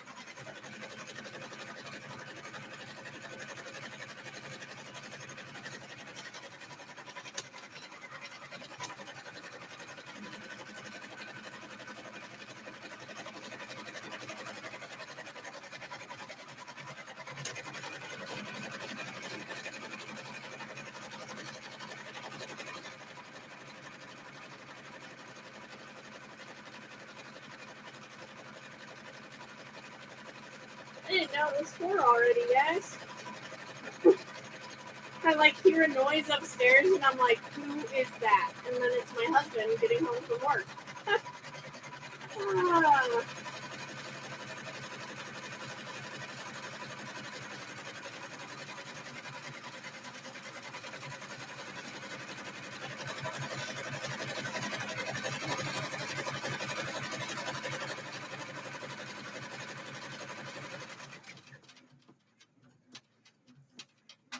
I don't think he knows I'm on a live, so.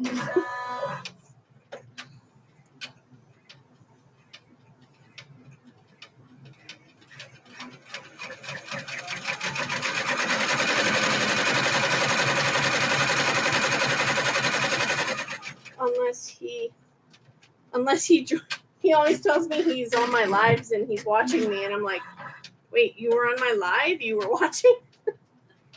So I don't usually know if he's on there or not because he doesn't talk.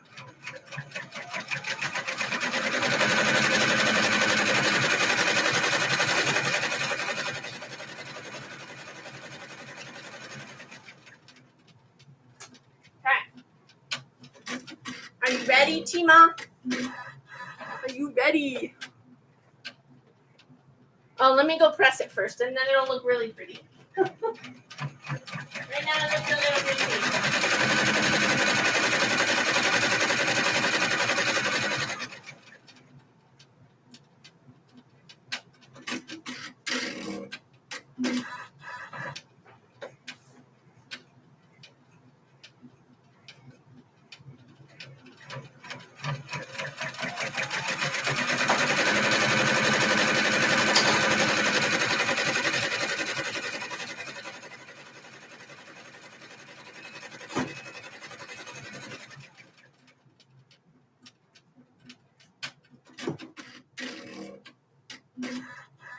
Okay, here we go. You ready?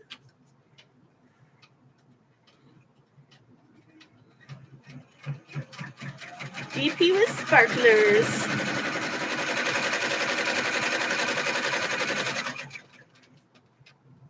Looks so nice. I like it.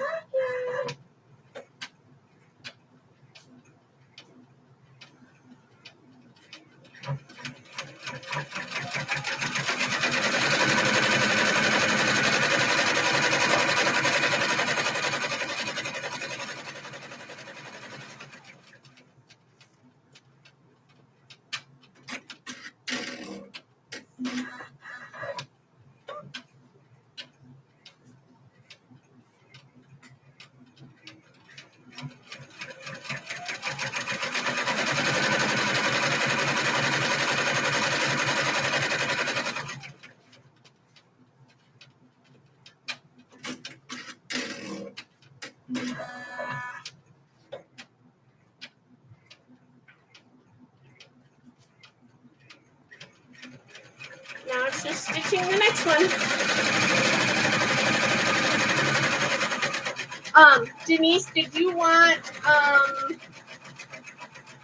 okay, what kind of bag? The bags I've been making for the events are not the see-through bags. Do you want it see-through or do you not want it see-through?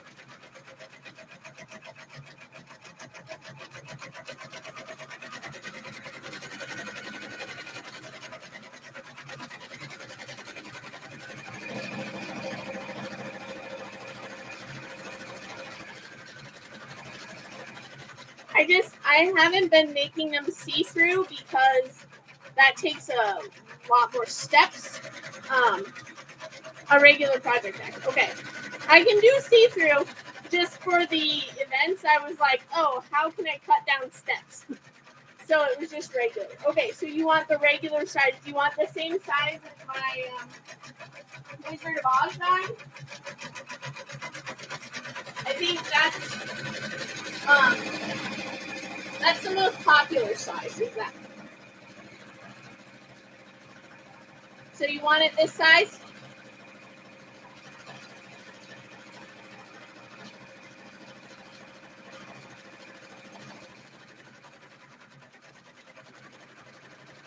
Okay, you got it.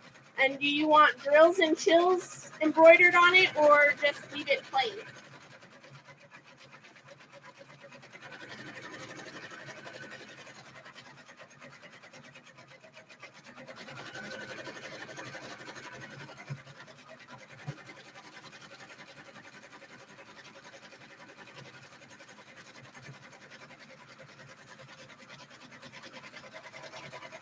No embroidery. Got it. Okay, I'm just writing it down on my iPad.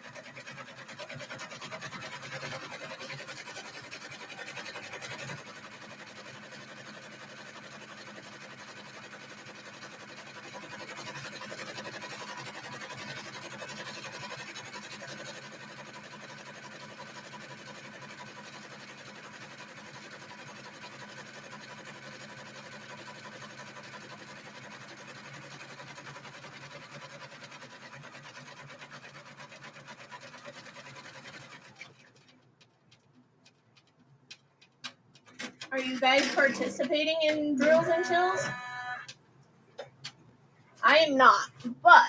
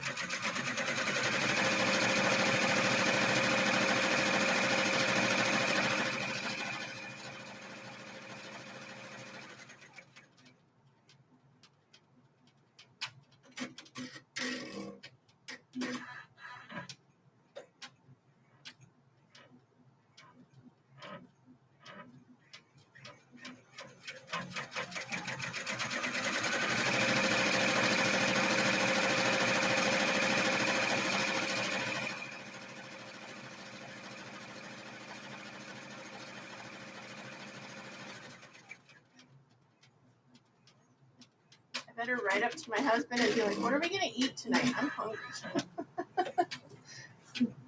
It's so nice.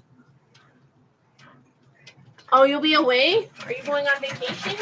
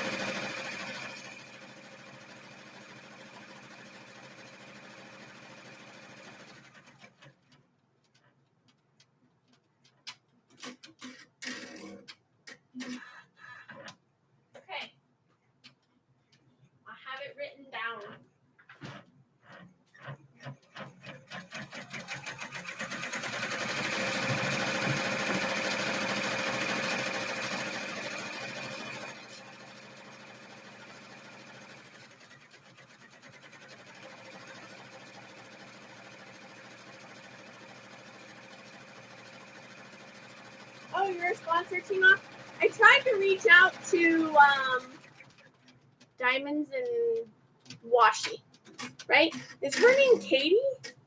I can't remember. Guys, I don't know everyone in the community, so please don't be mad at me if I don't know everyone's name. I tried to reach out to her, but I haven't heard back to her. I told her I was thinking about making a bag for the event, and if it worked out, I'd be more than happy to donate one or two. But I haven't heard from them, so yeah. Aw, seriously? Denise, man. You know, I've never been, I've been out of the country one time, and it was to Peru. That was pretty cool. I was in high school when I did that. But my husband and I have never been on a vacation together. And we've been married, we've been together for 16 years. And we'll have been married 12 years in October, and we've never been on a vacation together. But that sounds amazing. Italy, Greece, and Malta. Wow.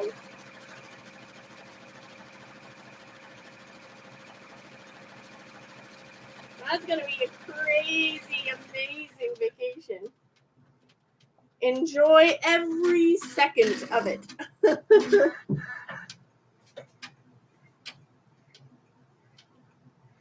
And you're going to have to share like a million bajillion photos.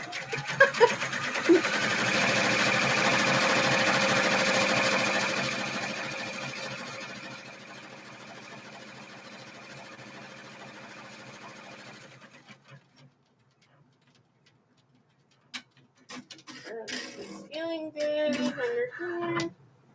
Yep. I know, like everyone in the comments are like, "Oh man!" They're like, "Hey Denise, how many bags are you taking? Can you fit me in one?"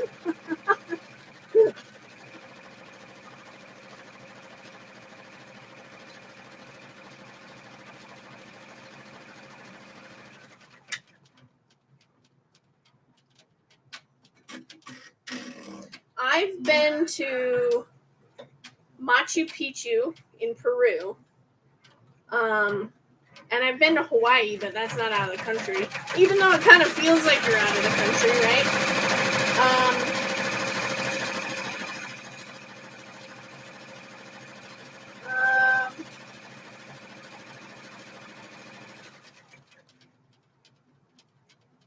How long are you going to be gone for? I mean, you're probably going to be gone for a while, because if you're going to all those places and you're at least going to be there, I don't know, a few days at least.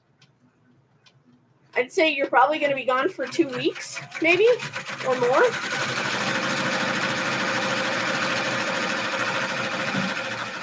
I think my stuff got delivered, so I'm going to have my hubby go and get it.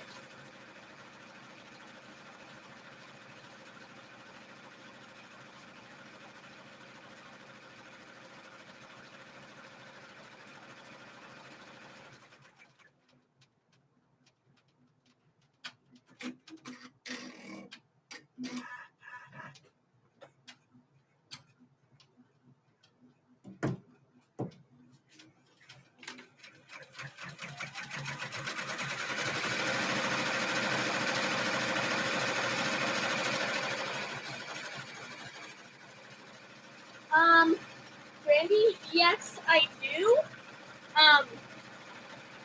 That is my largest size, so I'll take it out to you. I have a few over here. Now, I think right now I'm going to try and stick to just the basic bags, because see-through bags are very time-consuming, but I do other ones. So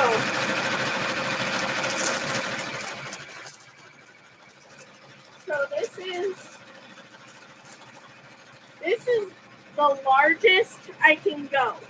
It's the largest I can go. Let me measure it for you.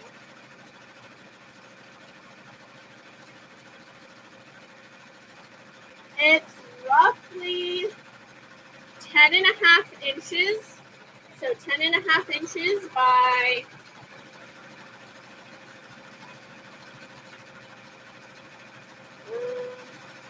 10.5. Yeah, I was making sure I'm looking at the right number. 10.5 by 7.25. So this is the largest I can go. And then a size smaller than that is roughly this size. Now, ignore that this is a see-through bag, but it's roughly this size. Okay. So this is the size smaller. So it's not smaller by a lot. It's more small the side-wise or lengthwise than it is height-wise. And this one is roughly 9.25 by 6.5. Yay! Thank you. What? Oh, you're listening? Uh-huh. Hey, Penny.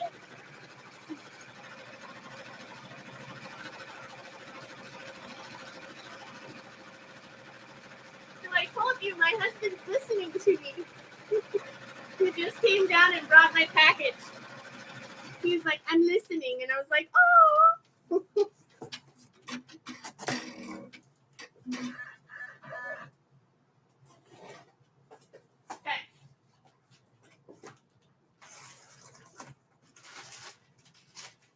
Okay, so here's the stuff I got. Wow, these are small. I didn't realize they were that small. Okay, so here's that soft cover a stitch. This is what this one's called. Cover a stitch. This is what I'm going to put on the backs of your embroidery, Tima, because I don't usually do it on adult shirts, but I'm being extra. So, it goes on the back of your shirt or the back of the embroidery, and it gives it a soft feel. So it's not so irritating. Now, for me, I personally think women don't notice it as much because we're wearing bras for the most part. So we don't notice it as much as a man would. But wow, this is way softer than the other one I have. But this I'm going to adhere. It's got it's fusible, so I'm going to put it on the back of your embroidery so that it makes it nice and soft. Now, this will not last forever. It'll last for several washes, a few to several washes, and then it'll probably start coming off. But it's meant to do that so that it's protecting it until it starts softening itself, and then you no longer really need this. So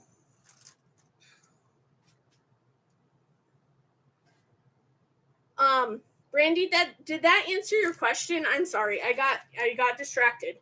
So this is the largest I can go. I can't go any bigger because I don't have, this machine will not go any bigger than this. And then this is roughly the size of the size smaller. And it would be closed in. It would be like this. So, yes, I can make smaller bags. If that one bag was a little too big, I can make smaller bags. Let me put this away before I get it dirty. I also can make other kinds of bags. I did make this bag as well. I'll show you. Let me put this away before I forget to.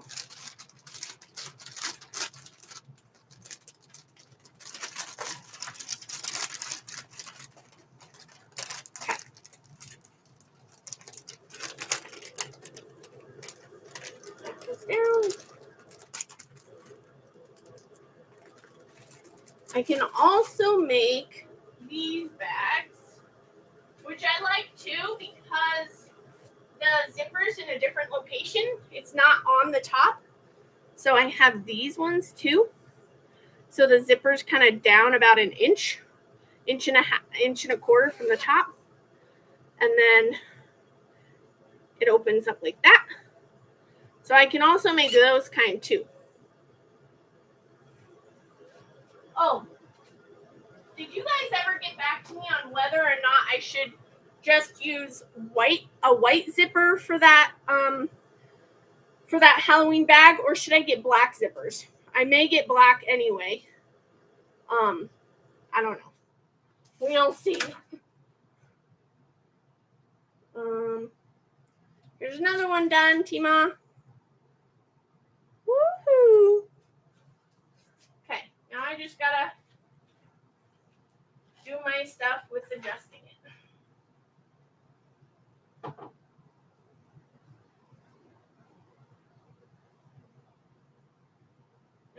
Nope, don't want to do that. I'll snap my fingers. Okay.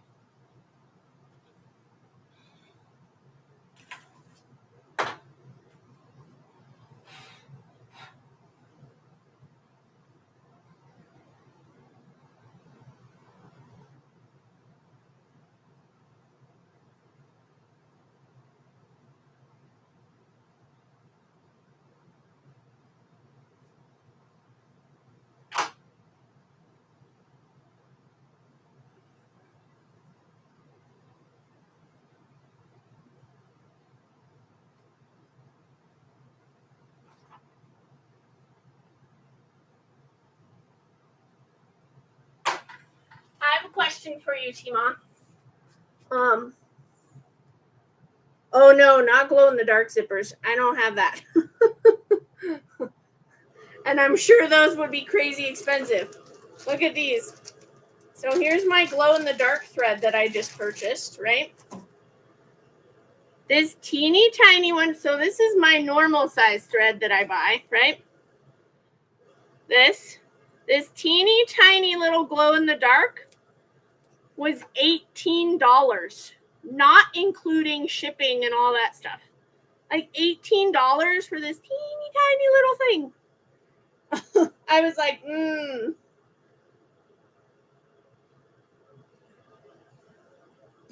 Right now, my those larger size bags are ranging from 40 up to 50, 60. Depending on what's going into it. Like this glow in the dark thread is going to make it more expensive because I have to cover the cost.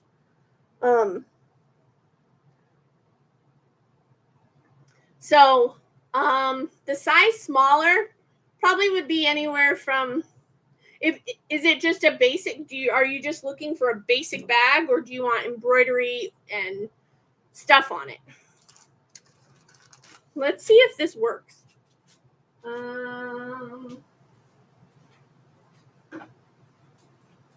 Hold it up to the light.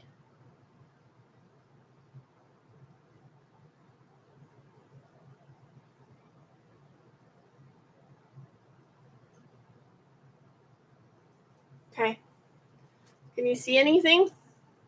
Oh, guys. Can you see that? Oh, okay. Are you kidding? Are you kidding? How cool is that?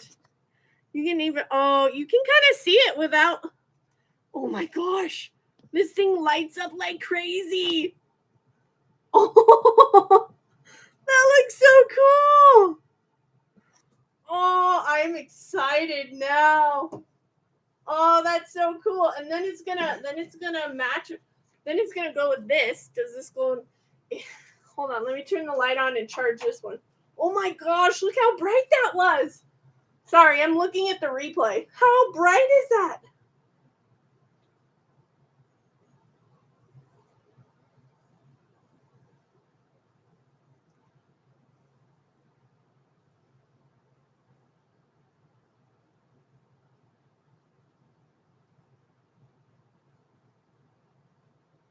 Okay, now I'm trying to charge the other thing. Let's see if that one, oh man, something fell out. Okay, let's see this.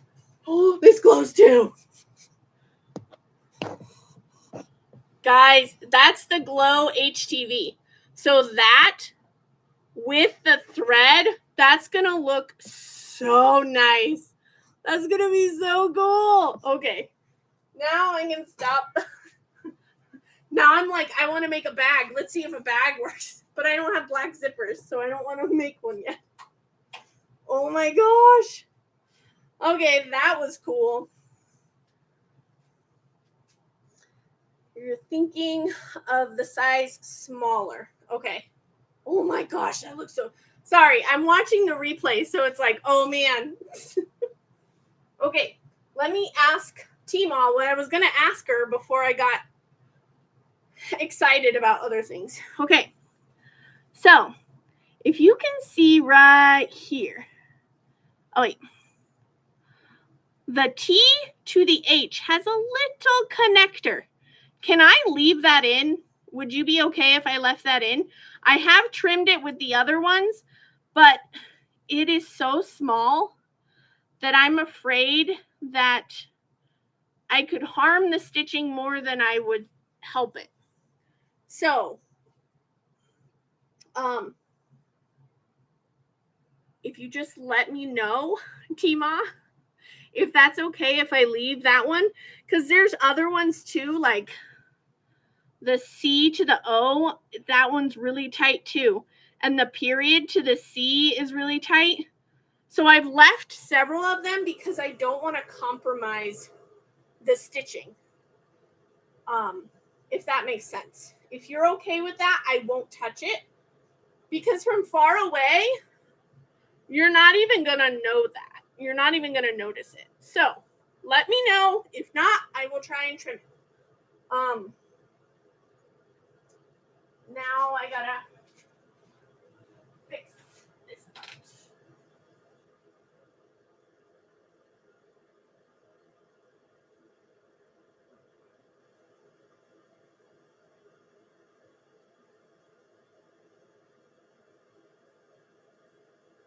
I'm not fixing this part. I'm pulling a thread through so that it isn't exposed. I'm not fixing anything that's been broken. Okay.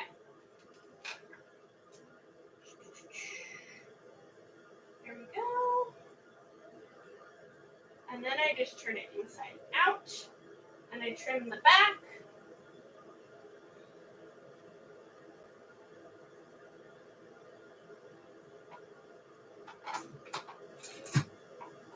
I don't know where I put my trim out.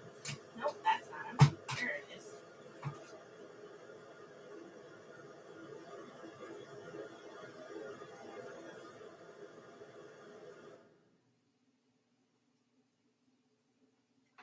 That's really loud. I don't know what that was for.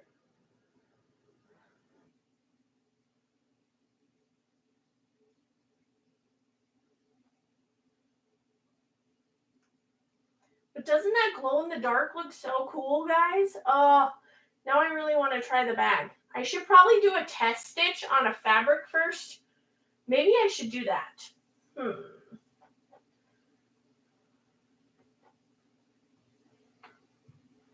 I probably won't be doing all of T-Ma's bags on Alive. Bags. She didn't get bags. I won't be doing all of T-Ma's shirts on Alive because it'll take far too long and I don't want you guys to have to watch. So now I'm wondering if I should I test stitch something? Should I test stitch that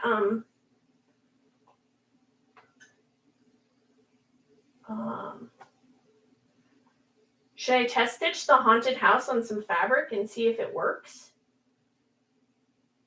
I'm like really tempted to do it now. I'm like, oh, I want to know. I'm excited.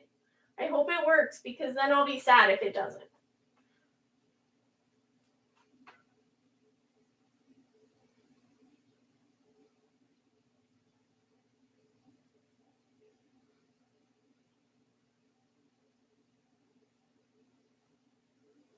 Hold on. I'm almost there.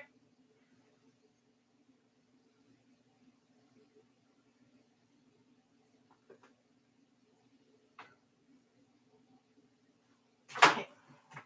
And then I take my lint roller and I roll it and get all those extra little bits and pieces off. Okay. And while the other ones are stitching, I can iron on that nice stuff. Yipes! Don't drop it on your foot. That would be bad. Okay, now I'm going to trim this. Did you get back to me? Okay. I was like, I can try to do it, but I always get nervous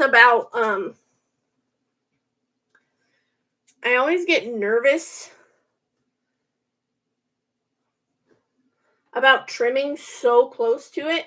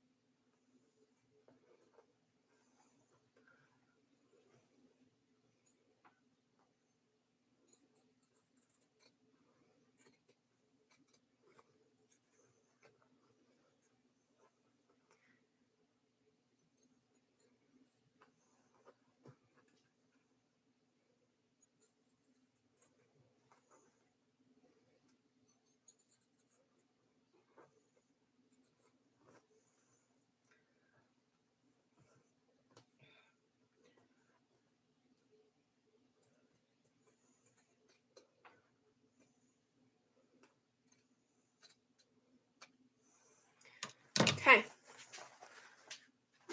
So that one is done.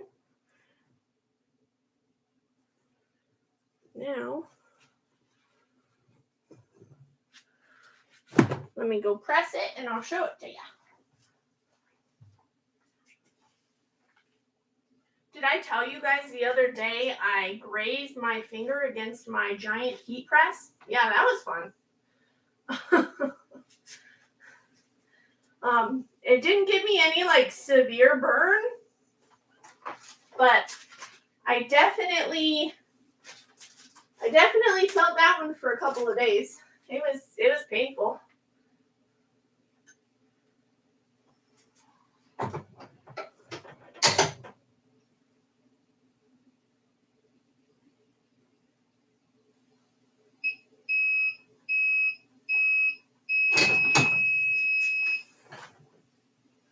Okay, here we go. How's it look? Oh, there we go. It's right over here. Going the wrong way. I think it looks good.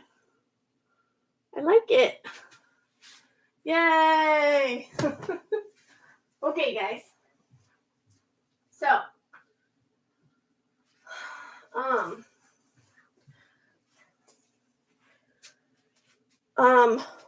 Brandy, one basic and one event theme. Totally can do that. If you want to email me at sarahannCreations@hotmail.com, sarahannCreations@hotmail.com. Let me see if I can add it.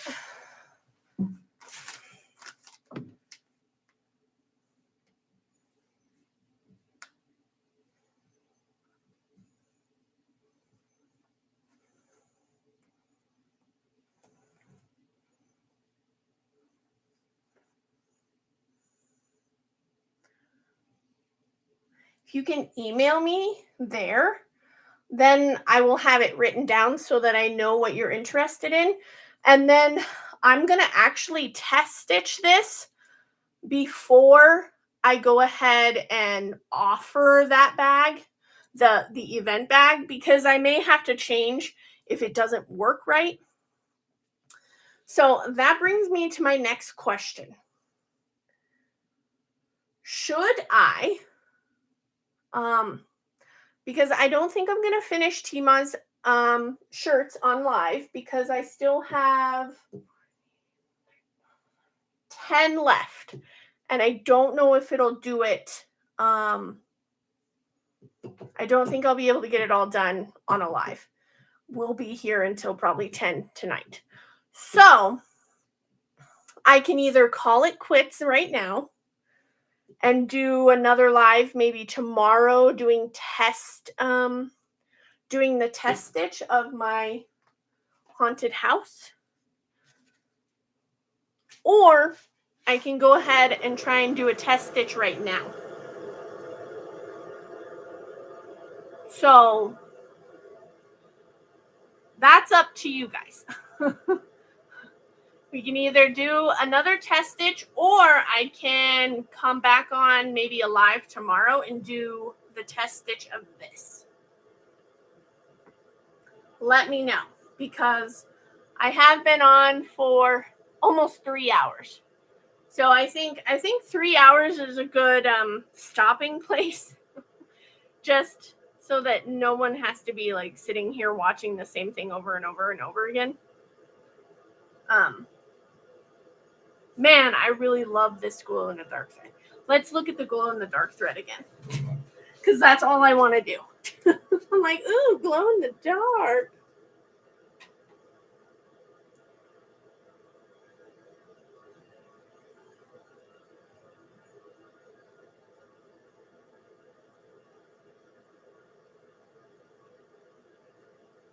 Okay, let's look at it again. Guys, ready? Maybe I can turn off my other lights and you can see it without me holding it up to something. Let me turn off my other lights.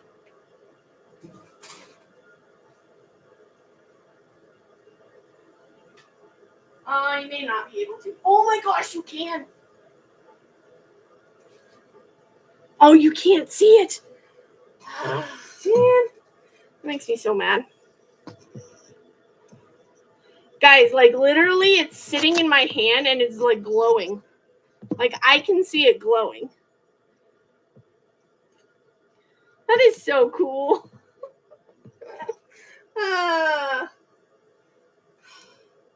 I'm never going to get sick of that. That is so cool. Well, I guess it was worth the $18. Okay. So, I need feedback, guys. So I'm gonna call it good on Tima's shirts for right now, because it's just gonna be a repetitive process after this. But do you want me to do a test stitch of this with the glow in the dark stuff? Or should I do it tomorrow? Or do you not want to see it at all? Either way, I can either do that or end the live. So let me know what you would like.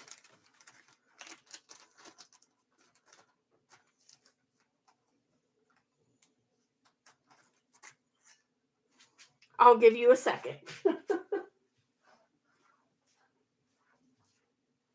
think I wrote down on a piece of paper what size. Nope.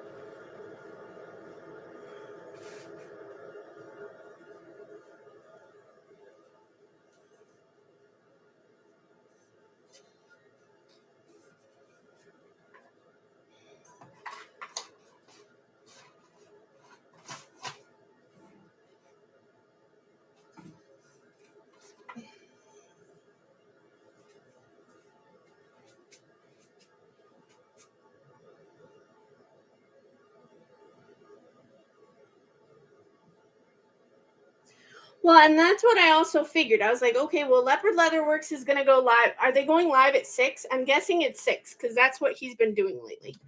I could right now put I could put that backing on the shirts that I have done. Maybe I'll do that, and then we'll call it good for the live. How does that sound?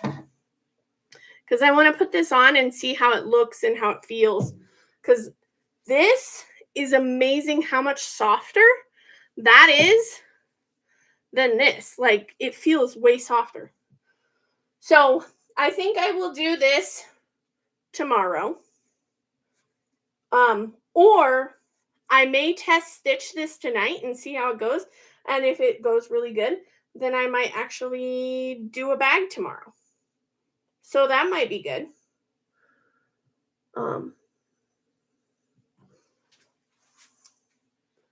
Yeah, 6 my time. Yeah. Let me turn on a light. So for putting the backing, okay, I'm gonna move the cart again, so don't get sick. So the backing I put on, I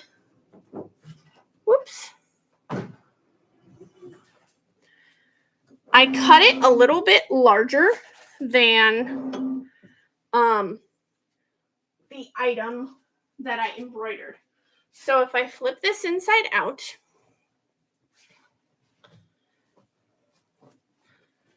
and I measure it, so I'm going to measure the design on the inside.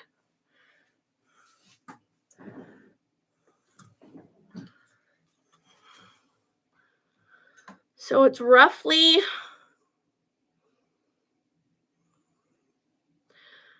it's like 4.5 by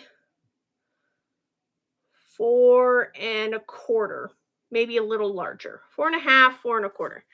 So I want to make it about 1/2 inch larger all the way around. So 4.5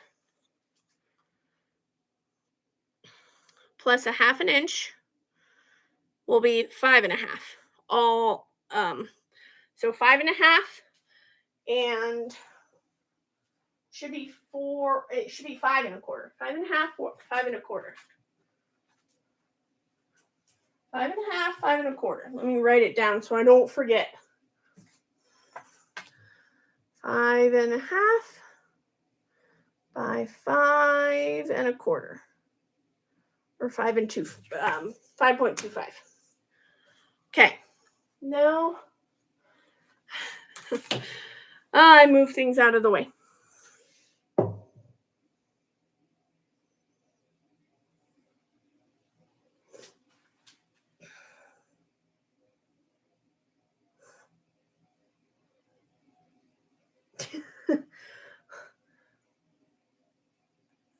Tim, you missed my glow-in-the-dark thread.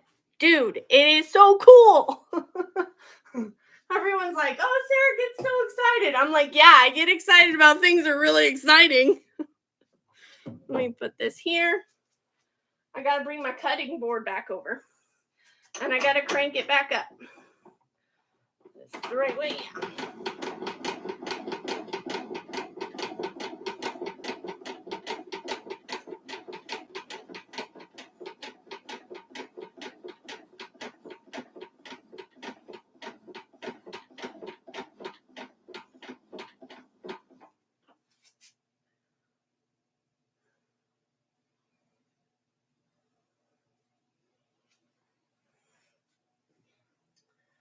Okay.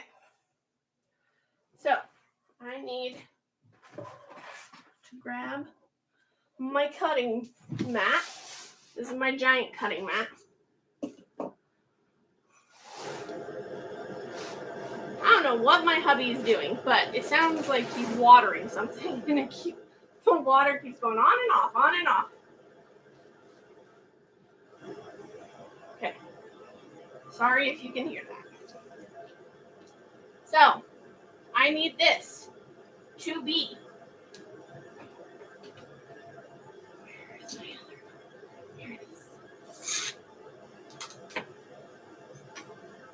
I gotta find my cutter. Guys, I can't keep anything straight. Okay. I'm awe-inspiring. I don't know about that.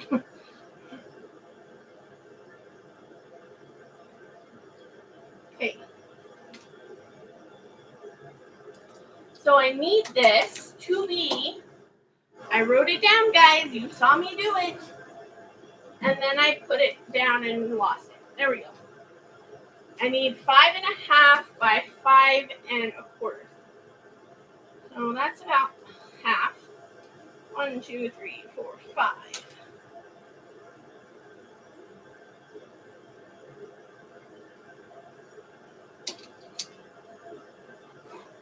5.5 by 5.25.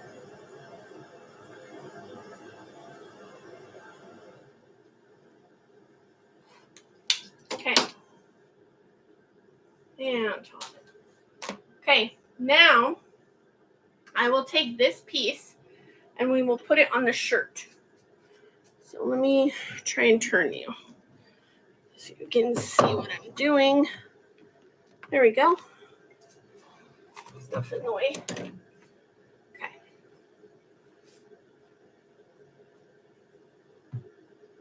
So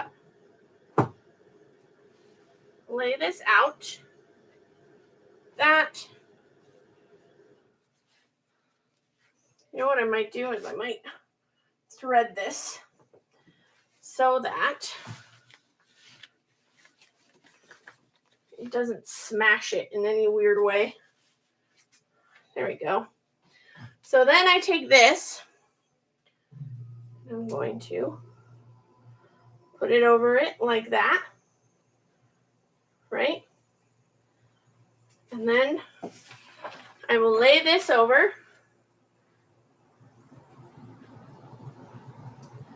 And I will press it.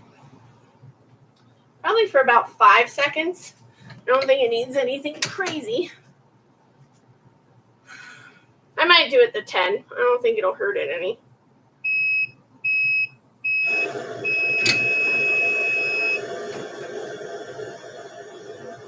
Now, it's nice and neat.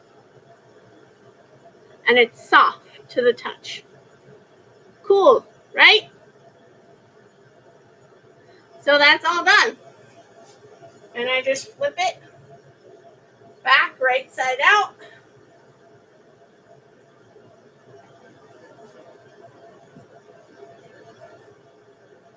And then it's done. Ta-da!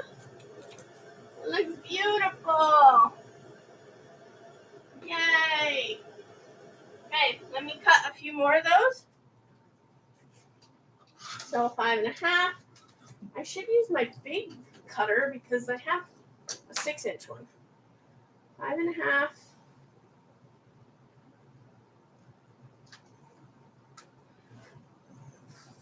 Might as well just make a bunch of them. 5.5.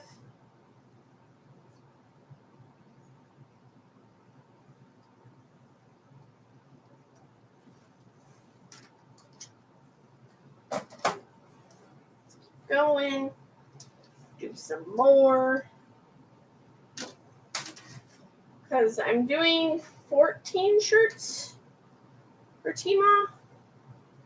So I need 14 of these.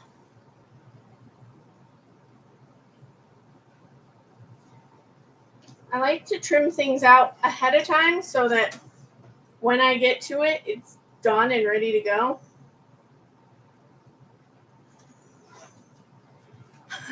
I've always done this thing where I would go, well, future self will thank you if you do it now. So that's why I never get anything, I never sit down to do anything that I like to do because I'm like, you know what? If you get the other stuff done, future self will appreciate it.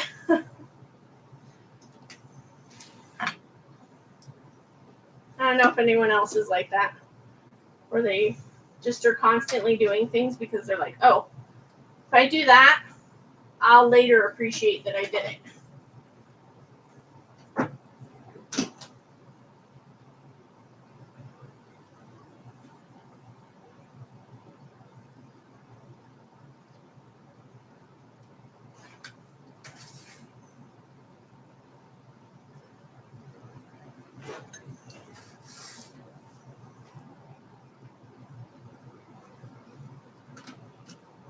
Okay, I have some of them cut. So now I just need to trim it up.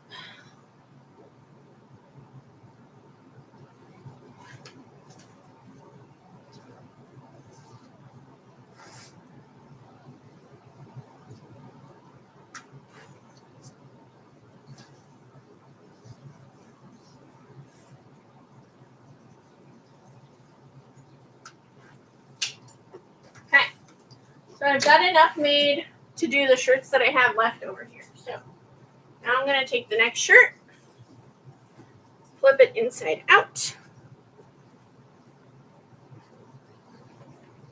This is normally what I would do. I do these in like,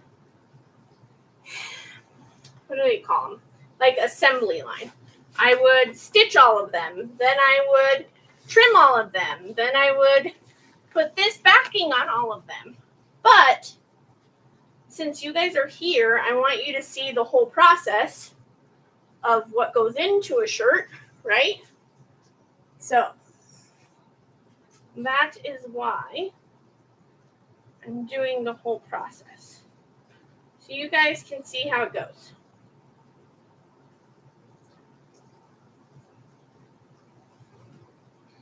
Okay. Now, put this over the top. Lay that flat.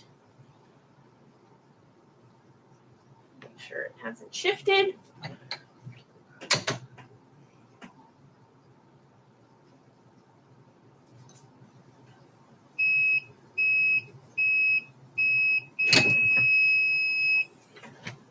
Okay. And there's, so I'll show you a before and after of what it looks like. Grab one. So this is before you put that on, right? So before, that's what it looks like before. Then after, looks like this. And I think it just finishes it off nicely, and it's nice and soft, and then there's the finished shirt.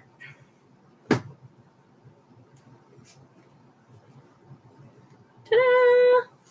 I love it. It looks so good.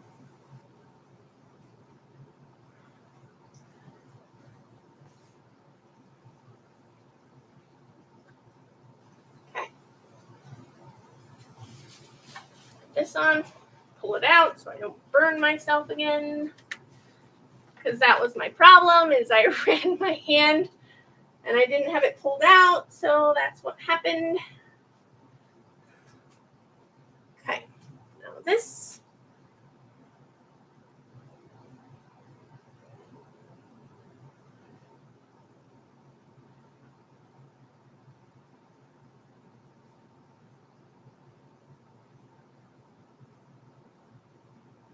Okay, put this over the top. Make sure it hasn't shifted. Roll it back in, close it.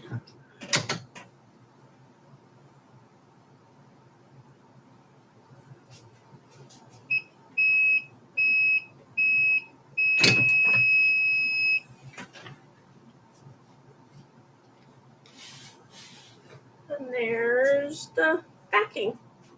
I really like this backing. Now, remember, it's not meant to stay there forever. It will start peeling off. It's okay. Because once you get it starting to wash, it starts breaking down that stuff, the adhesive, and it just breaks it down because it's starting to soften the threads and the embroidery. So it's making the back of it softer and softer with every wash. So it's okay. It's supposed to come off. This last one.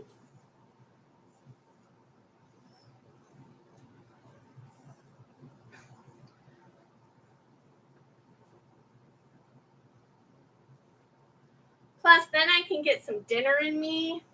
Yeah, I'm hungry. Okay. Come on. Again, pull it out, Sarah. gonna burn the poop out of yourself. This has threads coming off.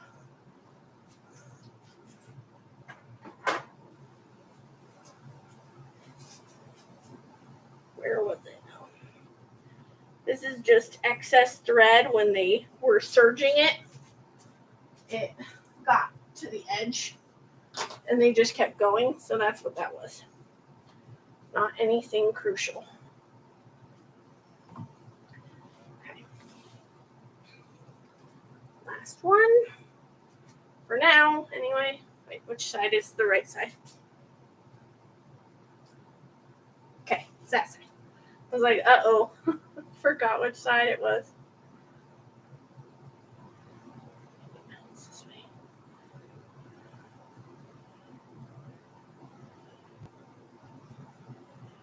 Okay. Put that over it. Slide it in. Press it.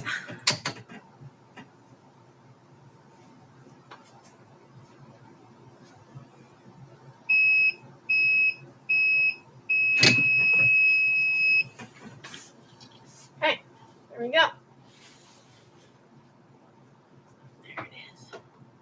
Now this is a different shirt. This is a Bella Canvas shirt. Because a V-neck was requested for the for one of the shirts, and unfortunately, now Comfort Colors, which is what I usually use for embroidery, does offer. They did offer V-necks, but they were like they're no longer carried anymore. So they had them at one point, and then they don't offer it anymore. And they didn't offer them in black. So we decided to go with a Bella Canvas. So it's slightly darker than the Comfort Colors because Comfort Colors is like a pre-washed soft t-shirt. That's why they're a little more faded looking. That's their look. So got that one done. And I have 3 smalls done. So those will be ready for me to wrap up and not ship out. I'm not going to ship them out until I got all of them. But I can wrap those up and get them ready to go. So I think I'm going to call it good for this live, guys. We've been going for like 3 hours and 20 minutes, which that's a long time. If you guys have any more questions before we go, let me know. And I will try to do a live on testing this out tomorrow, maybe. We'll see if I have time to do that. Because I really, really want to try it. So I think that'll do it. And I will probably see some of you at Tim's live tonight, if he's still going live. I think he is. Oh,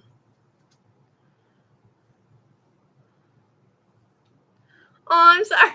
Sorry, Lee. Oh, Lee, do you want to see my glow-in-the-dark thread? Come on, just say yes. Okay? Okay. Just say yes. You want to see it, right? Because I want to show everyone.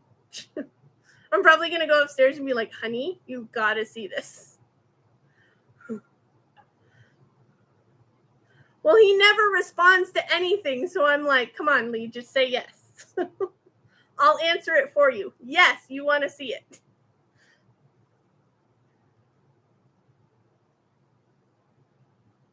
Okay. It's done enough. Can you guys see? Oh, you can kind of see it.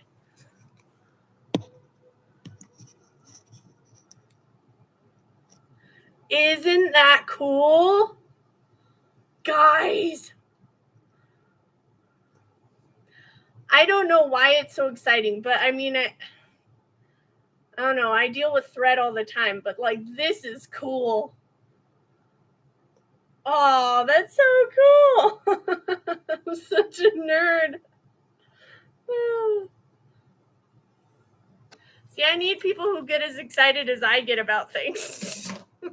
Gotta be on the same level. I'm gonna try and make it the bag. and then here's the glow. This isn't charged up, so it may not glow. Nope, it's not glowing. Hold on. I'll charge this one up too. I was charging these up with my phone one day. I was like, ooh, look, with my phone.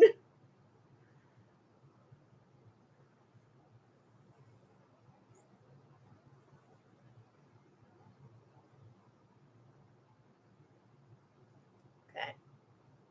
It's good enough. It's going to have to be good enough. And then there's the glow in the dark HTV. Kind of see it. There we go. Well, that's cool. I'm excited to try it. Okay. All right, it's official. I'm ending it. Okay. Thank you, everyone who is watching. There's only so many of you that are actually talking. So I'm guessing there's people who's working and lurking. So what time tomorrow? I don't know yet.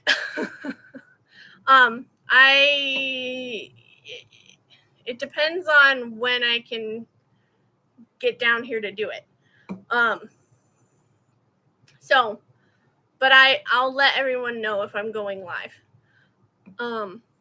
But that'll do it. I will work on that tomorrow. I have more shirts to do. So I have a lot to do. But thank you all for joining me. I really appreciate it. You have no idea how much it means to me to have people that want to sit and watch with me or watch me do things. Like it gets lonely when you're by yourself. So I really, really appreciate it. And you guys help motivate me to do more. So I really, really appreciate it. So I will see you all hopefully tomorrow. And I will see you tonight on another live if you guys are watching Tim on Leopard Leatherworks. So thank you for joining me. And I will see you guys later. Bye, everyone.